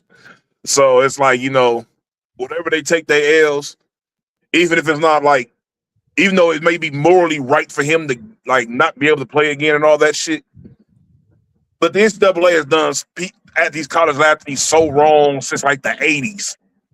You feel what I'm saying? So it's like, whenever you get a victory against the NCAA, I'm all for it. Fuck them. And the Big 12, they're talking about Brett Yormark. Yeah. He's going to be biased as fuck here. You want to know why he's going to be biased? Because he is the head of the Big 12, but he also went to the University of Indiana. So talk about someone that could be biased and just say to Sorsby, hey, we can rule you ineligible, which again, this is going to go back and forth. And the whole fact of the matter is that they could take this to court, but no one's going to hear this shit till February, like Pete Thamel said. No one's going to hear this by at that point, Sorsby's going to be like, fuck that. I'm gone. I'm done anyway. I'm headed to the league. And yeah. That date is 2 weeks after the college football after 2 weeks after the Natty. So they know what they were doing, getting this injunction in. Absolutely. I always find it funny when the NCAA makes themselves look stupid. But everybody who's getting mad over this whole, you broke the one cardinal rule about gambling. I mean, what did y'all expect was going to happen when y'all got in bed with all these gambling companies? Yeah. Bingo. What did y'all think was going to happen? Yeah. Prize Picks, FanDuel, Underdog, DraftKings, name it. What you think was going to happen? Mm-hmm. Y'all think they were just going to vote? Y'all think they were just going to bet on other sports? They were just going to bet on water polo, huh? That's hate. I mean, and you got to think about it like this. Or anything. Come on, the shout out to Cody Campbell, who is the AD down at Texas Tech. He is big in Capitol Hill right now. Like he is on that. He's big. He's big on Capitol Hill with that extra bill that they're pushing for athletes right now. And Texas Tech has got a lot of money. Got a lot of fucking money. Their NIL budget is astronomical right now. And so what's the story that said Deion not giving NIL, said freshmen can't get NIL money? Is that true? They can get NIL money. They're independent contractors. He's not letting freshmen on Colorado get NIL money. What? That's the story. Not now, Deion Cotton Pot, man. All right, go ahead. Must be the money. Man, that's the irony in that. You make a song like that, you over there counting people's pockets. That's hate. So speaking of with the Big 12, like Cody's bringing up Big 12 Commissioner Brett Yormark, it was his quote today. We had a thoughtful and productive conversation with our athletic directors today, and we continue to work through the broader implications of the situation. Many of our athletic directors voiced their opinions. We will continue to have an open and honest dialogue amongst the group, and until there is something to report, these conversations will remain within the conference. Now you got the Big Ten that's talking about they're sending out letters to their schools not to do any business with Texas Tech in any sport. I'm like, okay, Big Ten. If this kid went to Michigan or Ohio State, y'all would not be. Come on now. Let this kid went to Michigan or Ohio State. Y'all really finna be that self-righteous? And again, like the Big 12 wouldn't give two shits if this Who kid the went fuck to is that? Oh, my bad. Went to Cincinnati, UCF, Kansas. No one would give a shit. They're only bitching and complaining right now because this guy goes to Texas Tech, which I said has the biggest fucking NIL budget in the Big 12. So he's gonna miss 2 games. I forgot who the second game is Oregon State, and I forgot who the first game was. But they're both boo-boo games that he's missing. I see 2 movable objects right now. Yeah, you good? You good? Oh, my bad. Jesus Christ. That was crazy. Speaking of movable objects, we got to shout out Angel Reese. She returned to the Shy tonight. Dropped 17-17. Abilene Christian is game 1. Abilene Christian is the first game of the season. That's the one they were trying to get booked for. They were trying to buy out. Texas Tech was trying to buy out their first week opponent, Abilene Christian, and okay, so it was Texas is first week opponent, so they could play one another. Yeah, but I think this whole story is like, okay, everybody wants to get on their soapbox about gambling, but most rebounds in the first 35 games, it was Shaq and then Angel Reese. Shout out to him. Angel Reese went for 17-17 tonight back in Chicago. By the way, you saw Skylar Diggins is now complaining about the Sky. Why'd you sign there? But I get it. It must be the money. But apparently not. Right. So, but yeah, shout out to Angel Reese. Did her thing tonight, and the Dreamer doing their thing. They're now 8-3 now in the WNBA season so far. So, shout out to Angel Reese. Before we get to calling out names, let's I want to get to 2 other things with y'all because my calling name is going to be kind of a somber one. I want to get you guys' thoughts on one. Let's get this one quickly out the way to keep the college football conversation going. Did you guys see Nick Saban on Capitol Hill last week? Yes. What did you make of what he was saying, Cody? He's the only qualified person to say anything. That's my thoughts. That's my 2 cents. Like Nick Saban is the only qualified person to talk about this. Everybody else can kick rocks and flip flops. Because what was he talking about? Obviously, he's talking about this act that Ted Cruz trying to get this act where they're trying to form super conferences. He's claiming that the SEC and the Big Ten want to do a super conference, but they're denying it. But Nick Saban said this is a statement that caught everybody's eye. This becomes an arms race to spend the most. Who spends the most has got the best chance to win. But I think it's a race to the bottom because if you don't spend to win, you lose your fan base and you don't have any revenue. A race to be the bottom is crazy. Are you good? That's Dwight Howard did. Bruh. See, he's not me. All right. And TD Jakes. So yeah, he was the power bottom. So Tony Batiti, who's the commissioner of the Big Ten, you guys are insane. Said at no point at time we've discussed such a concept with the SEC or anyone else. Any suggestions otherwise come from people outside of our respective conferences. And they didn't admit it. Then they did a joint statement talking about how they agreed. They agreed at the fact that this bill didn't pass.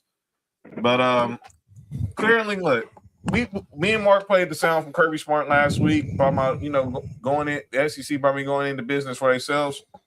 But I think when it's all said and done, NCAA is going to go away eventually. And if you don't have the SEC or the Big Ten, you're going to have nothing. Pretty much. I think not having the NCAA is going to help. Is going to hurt smaller sports. Yes. Yes. But I hate this. Protect College Sports Act is that I was talking about with Cody Campbell. Like that whole thing is like they're trying to save money that they're getting from like football and stuff and leaving it in women and girls or women's sports, however you want to say it. Shout out to the girls, shout out to the women, however you want to be classified as. And like Olympic sports, like track and field or shit like that. Like University of Arkansas canceled their tennis program. Like they're an SEC school. Like, why are you canceling a fucking which is an Olympic sport. Tennis is an Olympic sport. So like, why are they having to do that at a school that we would assume has a shit ton of money? Mm-hmm. Yeah. Yeah. That's my only problem is we're getting away with NCAA is I think the NCAA helps. As much as I'm opposed to a lot of things the NCAA does, they help the smaller sports. And some of these smaller sports is helping some of these people, some of these young kids getting to college, man. You got some of these people getting scholarships, like you said, off tennis, off of water polo, off things like that. They getting these scholarships. And I think getting away from the NCAA is gonna hurt that a lot. It's gonna hurt a lot of these younger kids who can't get into 4-year universities. I think that's the only thing. And then getting away from it is gonna make the power stay powerful. You know, it's a capitalist society. I get it, but dog, college football and college basketball gonna reign supreme no matter what. All right, this facts. Let's go to the NFL right quick. 2 stories I want to get to. Then we go. Brandon Bean got fired? No. Oh, sorry, Mark. Dylan Gabriel got punk bitched out by Jared Verse. What? Well, yeah, I saw that. Dog, he didn't even ask me. Just start wearing a number in practice. Like, bitch, give me that number. Yeah, because what you gonna do, Dylan? Pretty much. You may not be on the team before the time everything the season starts. Get the fuck out my face. Y'all know how much shit this dude just said. He just basically said the dude got punked because his name is Dylan. Y'all don't see what Mark just did right there. Yeah, I know what he did. He said that dude got punked because his name was Dylan. Like, he's not Dylan. You know what I'm saying? He said he's not Dylan. He's not Dylan. Your name is Dylan, dude. All right. But let me get you guys' thoughts on this. Russell Wilson retired last week. Let's ride. Relax. And now the conversation was brought up about, is he a Hall of Famer? Why is there a question about him being a Hall of Famer? That is what I want to know too. Why? Like, isn't he a 10-time Pro Bowler? 10-time Pro Bowler, 46,000. That's it right there. 46,000 career passing yards. I think over 300. I had the stats because they put his stats next to Matt Ryan. Now Matt Ryan's were better, but Russell Wilson has 10,000 Pro Bowls. 10,000 Pro Bowls. No, that's like LeBron's longevity. Okay, 10 Pro Bowls, 46,000 passing yards. My longevity. And I think 400 passing touchdowns, 331 passing touchdowns, 56 career rushing touchdowns, and obviously he played in 2 Super Bowls, won 1. But people were questioning, is he a Hall of Famer? Shout out to those who reverse cowgirl in the water polo. I don't like that because they're saying that based off of what happened like towards the end of his career, which is bullshit. Like that's whack. Like when he was playing and he was at his peak, the defense wasn't good no more. You feel what I'm saying? And when the defense started getting good again, it was like he was on his last leg. You know, and he for sure was a top 5 quarterback at one point in the league, for sure, for like a long time. So I don't like that. I don't like that narrative about Russell Wilson. That shit is whack. I'm gonna say this, and this is gonna hurt a lot of people. But if Eli Manning is a Pro Bowler, if he's a Hall of Famer, well, we shouldn't even have no discussion about Russell Wilson's a Hall of Famer. And here's what yes. The tweet I found Friday, fellas. Me and Mark discussed it on the show. We're questioning if Matt Ryan's a Hall of Famer. Look at these numbers. Matt Ryan's 62,000 passing yards, 381 passing touchdowns, Rookie of the Year, MVP, Offensive Player of the Year, and a 4-time Pro Bowler. Wait, who questioned Matt Ryan being a Hall of Famer? That's 62,000 yards passing. It's crazy. Oh, I already knew that. I already knew Matt Ryan was the man. Dog, the year they went to the Super Bowl, I think they were like their offense was like the number 1 offense in the league. Yes. And I think if you look it up, they may have been like a top 6 offense of all time at that point.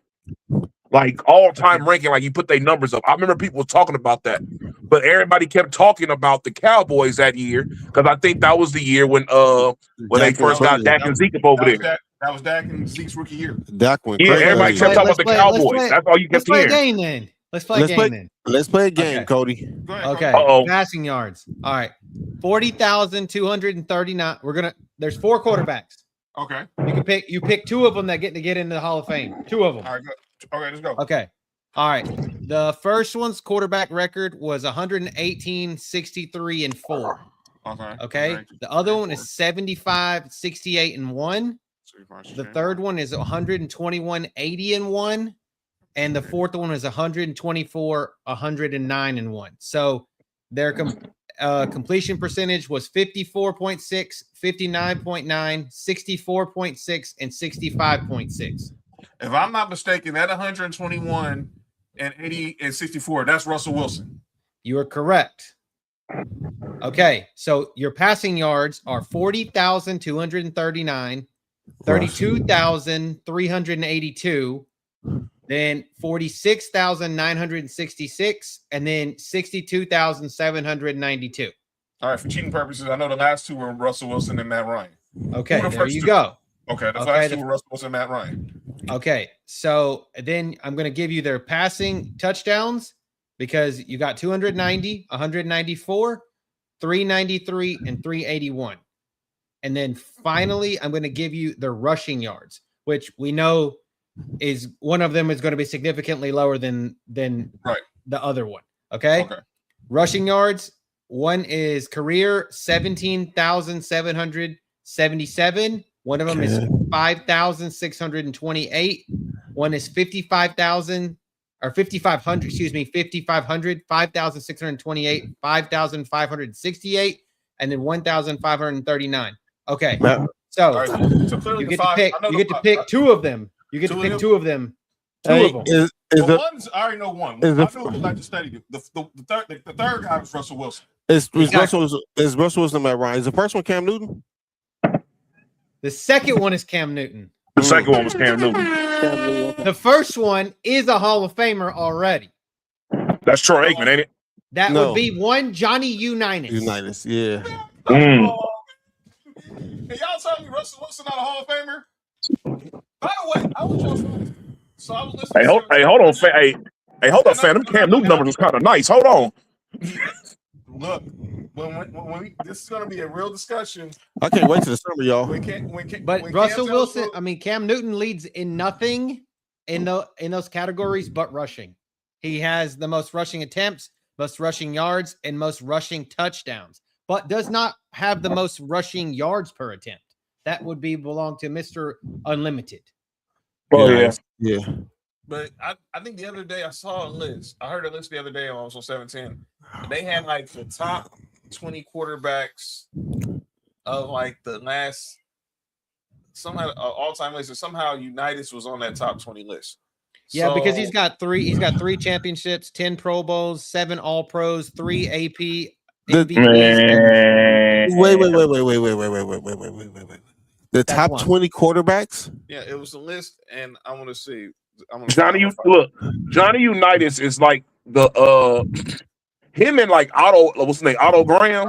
Them motherfuckers is like they like the Bill Russell of football. They're going to be forced into every conversation when it talks about great players. I agree with that. For sure.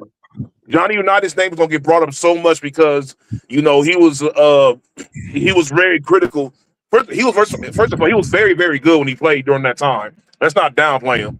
But like he was very pivotal early on for like the development of the game. Like he was like I think he was like one of the first like big superstars. But with that being said, get the fuck out of here. You don't think Johnny I think both of them are. I think I agree that Russ and Matt Ryan are both. They're both Hall of Famers. Hall of Famers. Yes, absolutely. It's not even a discussion. You don't think Johnny Unitas is top 20 quarterback all time, Nick? Maybe. Probably like bottom. Like I got him at the bottom 15 to 20. I'm gonna keep it real. I gotta find that list. I heard Travis and DeMarco because I think that list also left Elway out somehow. Excuse me? Some list. Wait, what? Left Elway out of what? Wait. The best quarterback of the 90s was left out? I gotta find this list. Wait. Excuse me. Give me a Wait. I didn't. The best quarterback when, Nick? Of the 90s. Yeah, I said it. I hate saying that too. Y'all want to believe that Matt Ryan has better stats than Dan Marino? I wouldn't be surprised. He does. I wouldn't be so. Matt Ryan is very underrated because people don't talk about him as much because of Drew Brees. Except for passing touchdowns. Yeah, but I watched both of them play, and it's not close. Oh yeah, for sure. It's not close. I watched both of them. It's not close at all. And one did it in the running back heavy time. Oh yeah, Yep. And if he had a competent running back throughout his entire career, he probably could have won. No, if he had the year he won the Super Bowl, he had the worst defense in the NFL. A lot of people don't know that. Oh yeah, walked on for 5,000 yards. That's crazy. Wasn't he the first one to do that? Dan Marino might. Never mind, man. I might be on Dan Marino. This is not a Dan Marino love show right now, but because Dan Marino, best quarterback to ever win a Super Bowl. Not even close. Not even close. Best quarterback. Dan Marino is the most talented quarterback to ever walk on the NFL field. Arm talent. It's not even close. I thought you were saying I was wrong. I was just saying no. I'm just saying he's the best quarterback to never win a Super Bowl ever. Oh yeah. It's not even close for sure. Hey, Cody, you might find this really awkward because I'm a Bills fan. Dan Marino might be my favorite quarterback of all time. I don't find that weird at all. I don't. To be honest with you, I don't. Hey, Mark. Hey, if y'all would have had Dan Marino throughout that time, would y'all have won at least one? No, because no. No. My favorite quarterback of all time was a Tennessee Titan. Warren Moon. Oh, Warren Moon? Fuck that guy. Fuck that guy. Steve McNair. Steve McNair. Steve McNair, I'm just fucking with you, Cody. I'm already knowing. I'm just fucking with you, Cody. Hey, I gotta find that. Hey, Nick, I'm not saying Jim Kelly better, but Jim Kelly is not the reason why we lost some of them Super Bowls. We just ran some lost teams. And the one game we should have won. Well, never mind. Nope, we're not doing that. All right, my other NFL story we get with Cody and Nick about before we get to calling out names. This story with the Bears. Indiana Bears, you heard? Oh, that's crazy. Indiana Bears. So Friday, the Bears released this statement from CEO and George McCaskey and team president Kevin Warren, saying that they've met and voted to advance the stadium development project in Hammond, Indiana. With that exact site to be selected, we believe a world-class stadium project in Hammond will transform the region, connecting northwest Indiana to the south side of Chicago through the loop across neighborhoods and suburbs stretching from the north of the city. It will bring Chicagoland together and deliver new opportunities to its residents and businesses. The Indiana Bears. Indiana Bears, heard? Let's go. That sounds so trash. And number one, and I said this to Mark, they still gonna go by Chicago Bears. I'm not calling them Chicago Bears. They're in Indiana. Just like we call the Jets and no, we don't. And the Giants, New York, and they in New Jersey, but it's all good. No, we don't. They the Jersey Jets and the Jersey Giants. There's one NFL team in New York.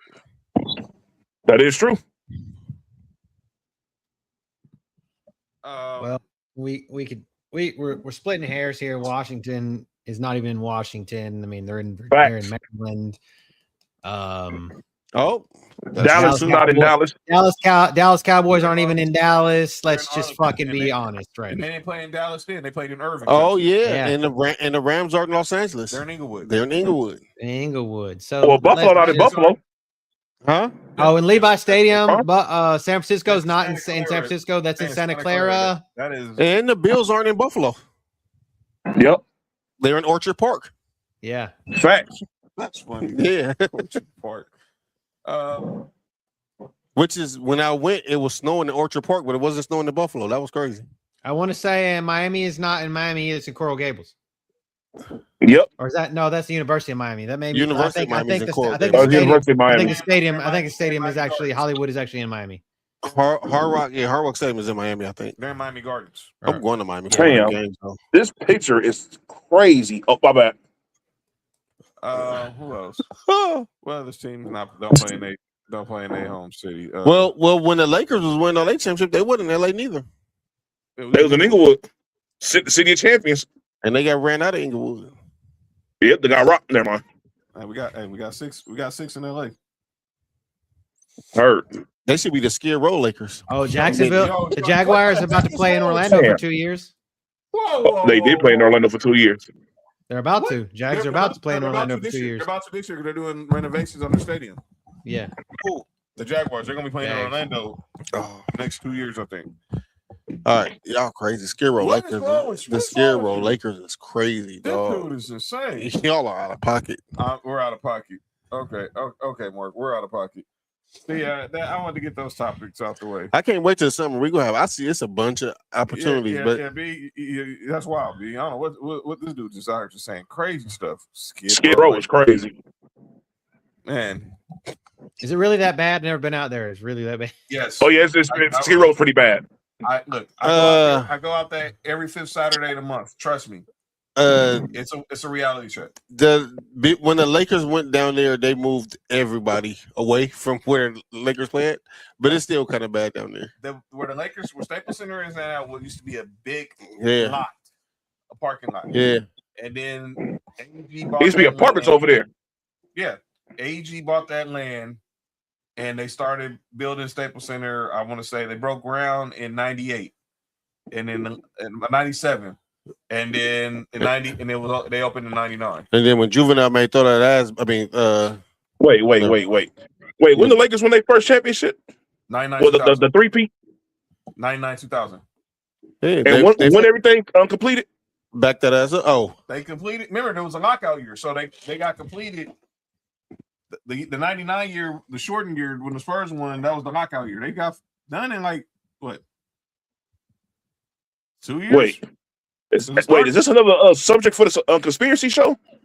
What you mean? When did they get started? No, is that person okay right there? I don't know. She was being juvenile. She was being juvenile. No pun intended. Wait, no. Next subject, please. No, they broke ground in 97. They broke ground in 97, 98 year. I remember when that happened. And then eventually they opened in October of 99, which was the first year of the 3P of Shaq and Kobe. Oh, I see a conspiracy theory, Nick. Yeah, all right, go ahead. Okay, we'll talk about that after the show. All right, hold on before we go real quick. Like we were talking about the Bears. Mark, you play Madden. I know you do. We talked about it. How do you feel about Caleb Williams' ass being on the cover? I don't like it at all. Fat, don't say a fucking word. You know why I don't like it. Not because of the Bears, it's because it's Caleb Williams. I don't really care about it, man. I just hope nothing bad happened to him because of the Madden curse. I don't like the cover, to be honest with you. Is it because of the nails? I don't like the way it looks. I hate the thing now, like where they're trying to like do the cool move, like the Saquon fucking ass jump backwards, and now he tried to do like the Jordan pose when he threw it, like, you know what I mean? Like, not that he was trying to do that, but that's what I'm like. People are like, "Oh, it's supposed to look like Jordan." I'm like, I'm glad, no, it doesn't. I'm glad you instead of Caleb Williams to the ass pass. He let his ass pass nothing. All right, John. Shout out to Kinsey and the pause. Kinsey, if you're around, shout out to the pause. The pause? Oh, that video about the pause. Bam. About pause. Wait. Everybody chill out. I heard what I heard, and I'm not changing nothing. Because I thought at all. I thought he said pause, and I'm going with it. Pause? Yeah, that's insane. Pogs. No. P-A-W-G. Pogs. Yes. Pogs. The little things you should play with his kids. What? Excuse me? Wait, no, that's a cougar. Oh, wait, hold on, huh? Bam. Whoa.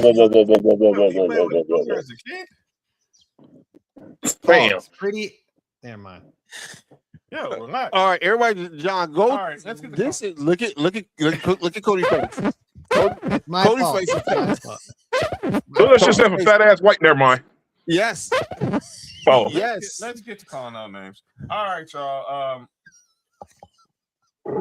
Jesus Christ. My calling out names is a hell fellow well met, but it's a what? It's a tribute. It's a salute. Oh. Sam, that picture is really crazy. What picture? Oh. My bad. Relax. All right. Jesus Christ. Mark, you got anybody for calling out names? Oh, do anybody for calling out names? I don't think I do. Watch, as soon as I leave here, I'm gonna think like 7 of them, but no, I don't have any. All right. What about you, Cody? You got enough calling out names? No, sir. Nick Freeze. Oh, this dude right here. Oh, PK Subban. Who?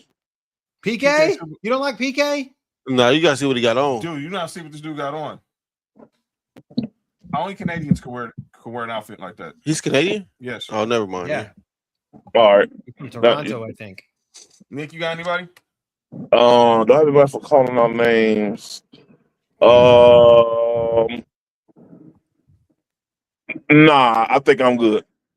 All right. So, But also shout out to me for saying Karl Anthony Towns have a big ass impact in this series, and I was 100% right.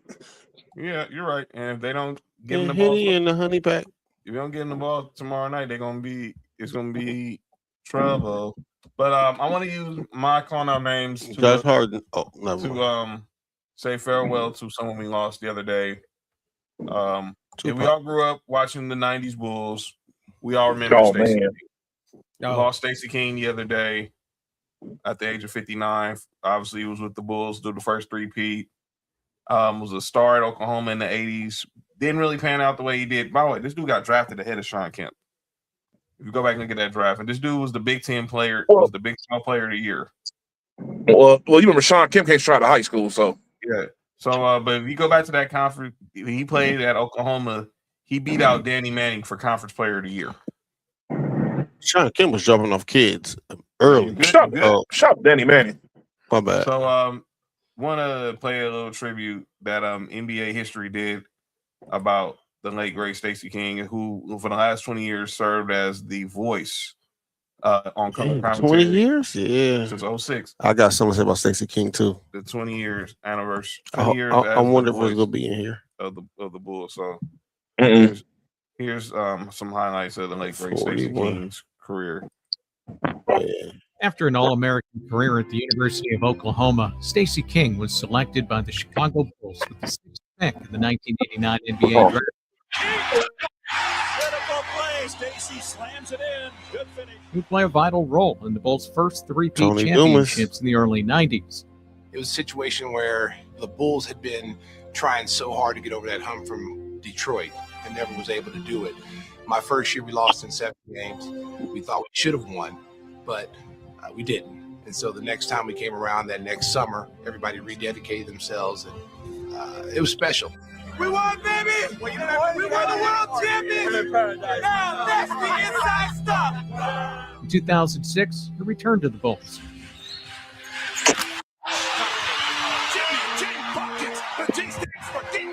Becoming a fan favorite as an analyst on TV broadcasts for nearly 2 decades. Being on that first championship team is very special. It was just a magical time.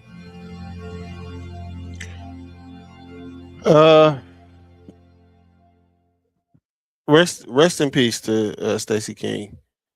The funniest thing the funniest thing I've ever heard about Stacey King is, I don't know if y'all seen it, John. I don't know if you're about to pull it up because you went right to it. I don't know.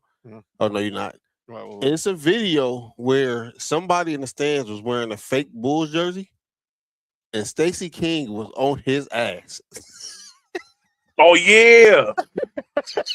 Hey, Stacey King was tripping. I don't know. Stacey King was going crazy, dog. Hey, Mark, I don't know if bro hit a bottle or something before that broadcast, but he was wilding. He was tripping. It seemed like it was a commercial break. He took like 3 shots and came back, and he came back, dog. He was tripping. That shit was funny. I can find it online, but Stacey King, but rest in peace to Stacey King, man. Did they say what he died Damn, from? right there. That's it right there.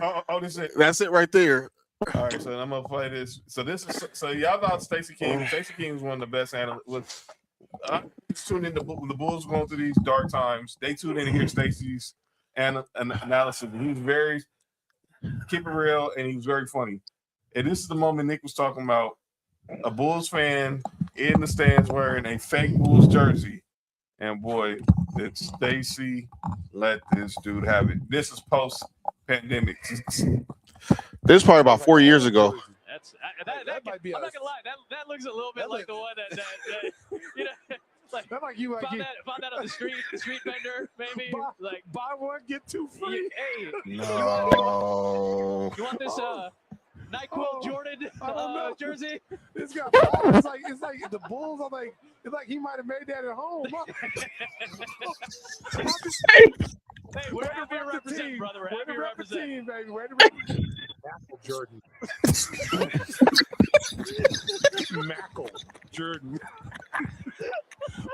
Stop, man. Mackle Jordan. We got corral ourselves. Dog. That looks like an old jersey. That dude had on the scap. Dog, that jersey was terrible. With like the raised, it had the raised lettering on it. That was the old Polity special. Bam. Dog, they was going crazy, man. That dude went to the sauce. Yeah. That dude definitely got that from the sauce. Nah, man, Slauson got better quality than that. I was about to say, Slauson for sure got better quality than that. Hold on. We're not about to do that to the Slauson, dog. They got better quality. That was Broadway. This is my city. No, that was for sure Broadway swap meet before they closed it. Yeah. Oh yeah. That was definitely Broadway. You get the fresh whites. You know what I'm saying? What the? But RIP. Oh, Broadway's never mind. Broadway's the place we went to before we went to UCLA, huh? Me and you. Yeah. Yeah. Shout out to UCLA. Yeah. Shout out to UCLA. Yeah. Shout out to UCLA. But here's I was talking about it earlier. This was the '89 draft. The '89 draft, which Stacey King was drafted by the Bulls. So I'm gonna give you guys our Compton swap meet. So I'm gonna give that you shit at guys Walmart now. It is. Walmart don't even carry it. So look at that draft. So Purvis Ellison went 1. Never Purvis.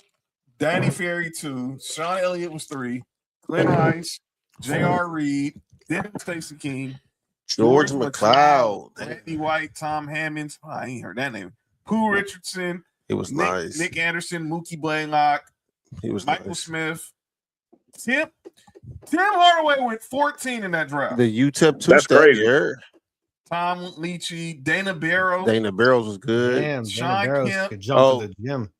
Oh, BJ Armstrong. That's right. Yeah, they got Stacey and BJ in the same draft. The great BJ Armstrong. You heard? The 90s Trae Young. Yeah. Who else? Kenny Payne. I don't know about all that. No, we know it's not true. That's not. Let's not do that. I remember Blue Edwards. Vladi, that was the draft. The Lakers got Vladi. Herman Douglas. That's crazy. Wait, how Cornette in this draft? Frank Cornette, not Lou Cornette. Cliff Robinson. Shout out to Cliff. Rest in peace. Rest in peace, Uncle Cliff. Doug West. Dino Raja. I remember Dino Raja. Chucky Brown. Reggie Cross. That was some. Hey, Mark. Yo. Hey, calling BJ Armstrong Trae Young is like calling Anthony Edwards Anthony Peeler. True. Yeah. That's true. That's so. Anthony Peeler's crazy. Anthony, and they're not disrespect Anthony Peeler, but that was in this situation, it's disrespect. There's definitely disrespect this situation. Because the only thing I think about when someone bring up Anthony Peeler is this story that Byron Scott told when they was playing the Bulls and they was doing shoot arounds at the Forum, and the Lakers were coming off the court, and the MJ was like, "B, you not playing tonight?" He's like, "Nah, man, injured hamstring." Young guy Anthony Peeler, he's starting for me tonight. He started for you? Yeah, 50. Nick Van Exel, the '90s Rajon Rondo. I ain't gonna lie to you, Nick Van Exel. Never mind. Hold up, Sam, we're not doing that. Up, Nick Van, hold on, hold on. We're not doing that, and he's not. Rondo, man. Rondo was. Yeah, come on, man. Bam. Hey, dog.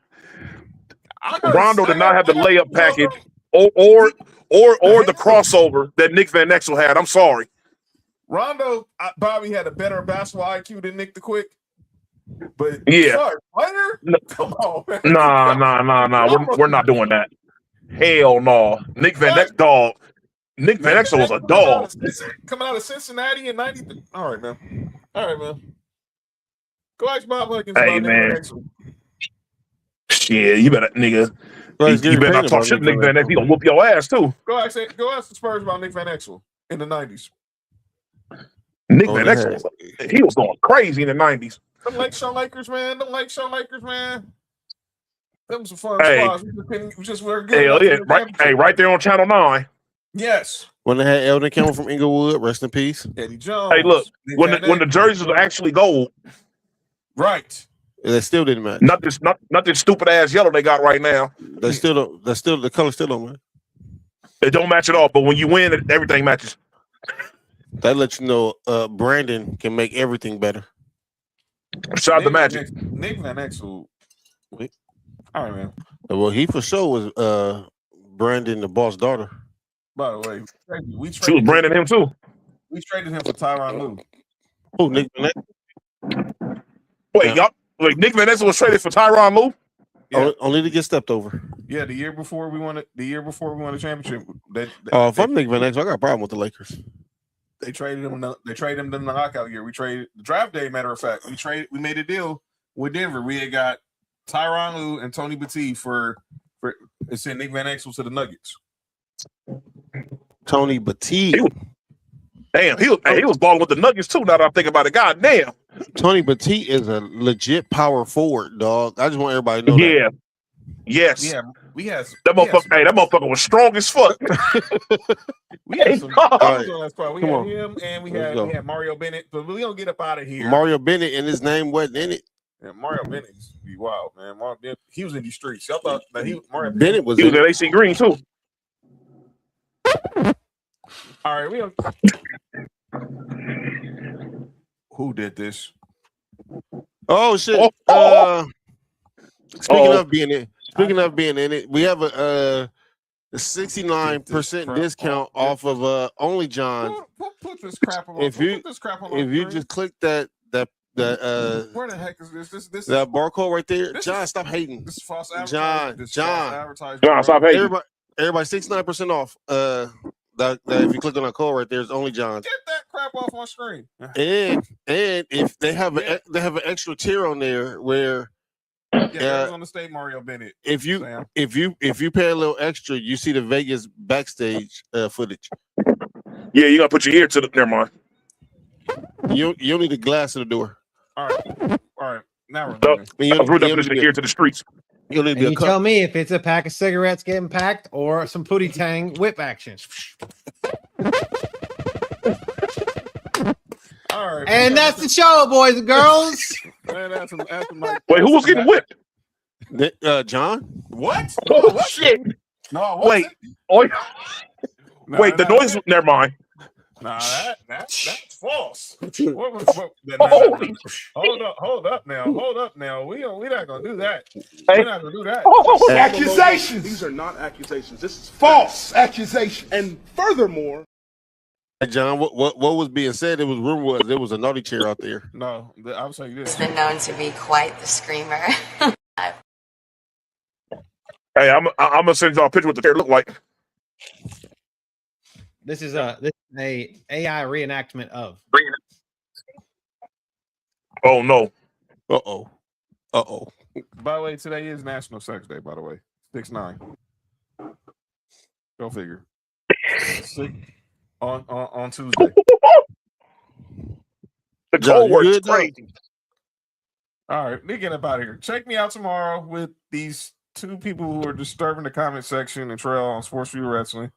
Who, Nick? Nah, not Nick. So what I do? Yep. Check Mark out Thursday, no rules, 8:00 Pacific on the gram. Give me ill will. And then me and Mark will be back Friday for Sports for You to recap Game 4. Real quick, let's get your picks. What's the scenario tomorrow? Who wins Game 4? What's the scenario? What? Oh, huh? That's Oh, you don't know about that. I don't. They had that as one of the best posse cuts ever. Scenario? Yep. All right.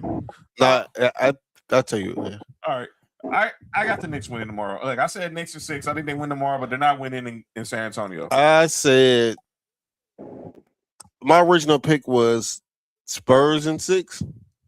I'm gonna say this. I'm picking the Knicks to win tomorrow. But if the Spurs win, It's trouble. It can get ugly for the Knicks. It can get ugly for the Knicks. What is wrong with you, dude? If a ball leg gives you handed, is it considered? All right, man. Hey, you ever think Stevie Wonder ate pussy? Dude, you don't gotta see the no. Okay. All right, man. Let me shut up. Spurs tomorrow. For me. Got Spurs. Nick, who you got? Thank you, Cody. I got the Knicks winning. All right. So we'll be back on Friday to recap Game 4, look ahead to Game 5, and everything else. So make sure you hit that subscribe button for Sports for You. Think you ever accidentally licked the ass? Townhouse, Culture Class, Ballers and Briefs. Big announcement coming real soon for about and then about the summer, what we got planned for the summer. And then we'll be back. Basketball jerseys all summer. By the way, the World Cup is this week. It starts Thursday. Wait, where's the World Cup at? It's here. Out here. And US, Canada, Mexico, my guy. Time for me to get out of here. Go to go to your local establishment. They're gonna be having watch parties all weekend. No, don't go to your local establishment. I work at those establishments. Fuck y'all. Oh, my bad. That's my bad, Nick. Well, don't go to the one where Nick works. No, go to the one that Nick works because there's somebody there that needs to leave. Hey, chill out. But necessary go Mexico. USA. Well, I don't even know nothing about soccer, but I'll be watching. But enjoy the World Cup. Why she got ice on her shoulder? She wasn't shooting. Yo, that's hate, Mark. Who? Nothing.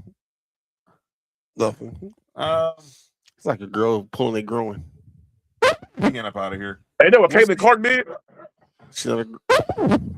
We'll see y'all. All right then, y'all got we gotta cut it. Yes, sir. Cody said cut it. You gotta look at Cody's face. No, you sure that was cut it or that was a scissors? A sign for scissors. Excuse me. Wait. Peace out. All right. For you, from the coast to you, 3 LA minds talking what we do, from the streets to the stats, from the bar to the chat, sports for you. Yeah, we run it like that. Hit that link, lock that feed, John. Nick, all that you need, sports for you. Every day, new seed, from LA roots to the whole world's league.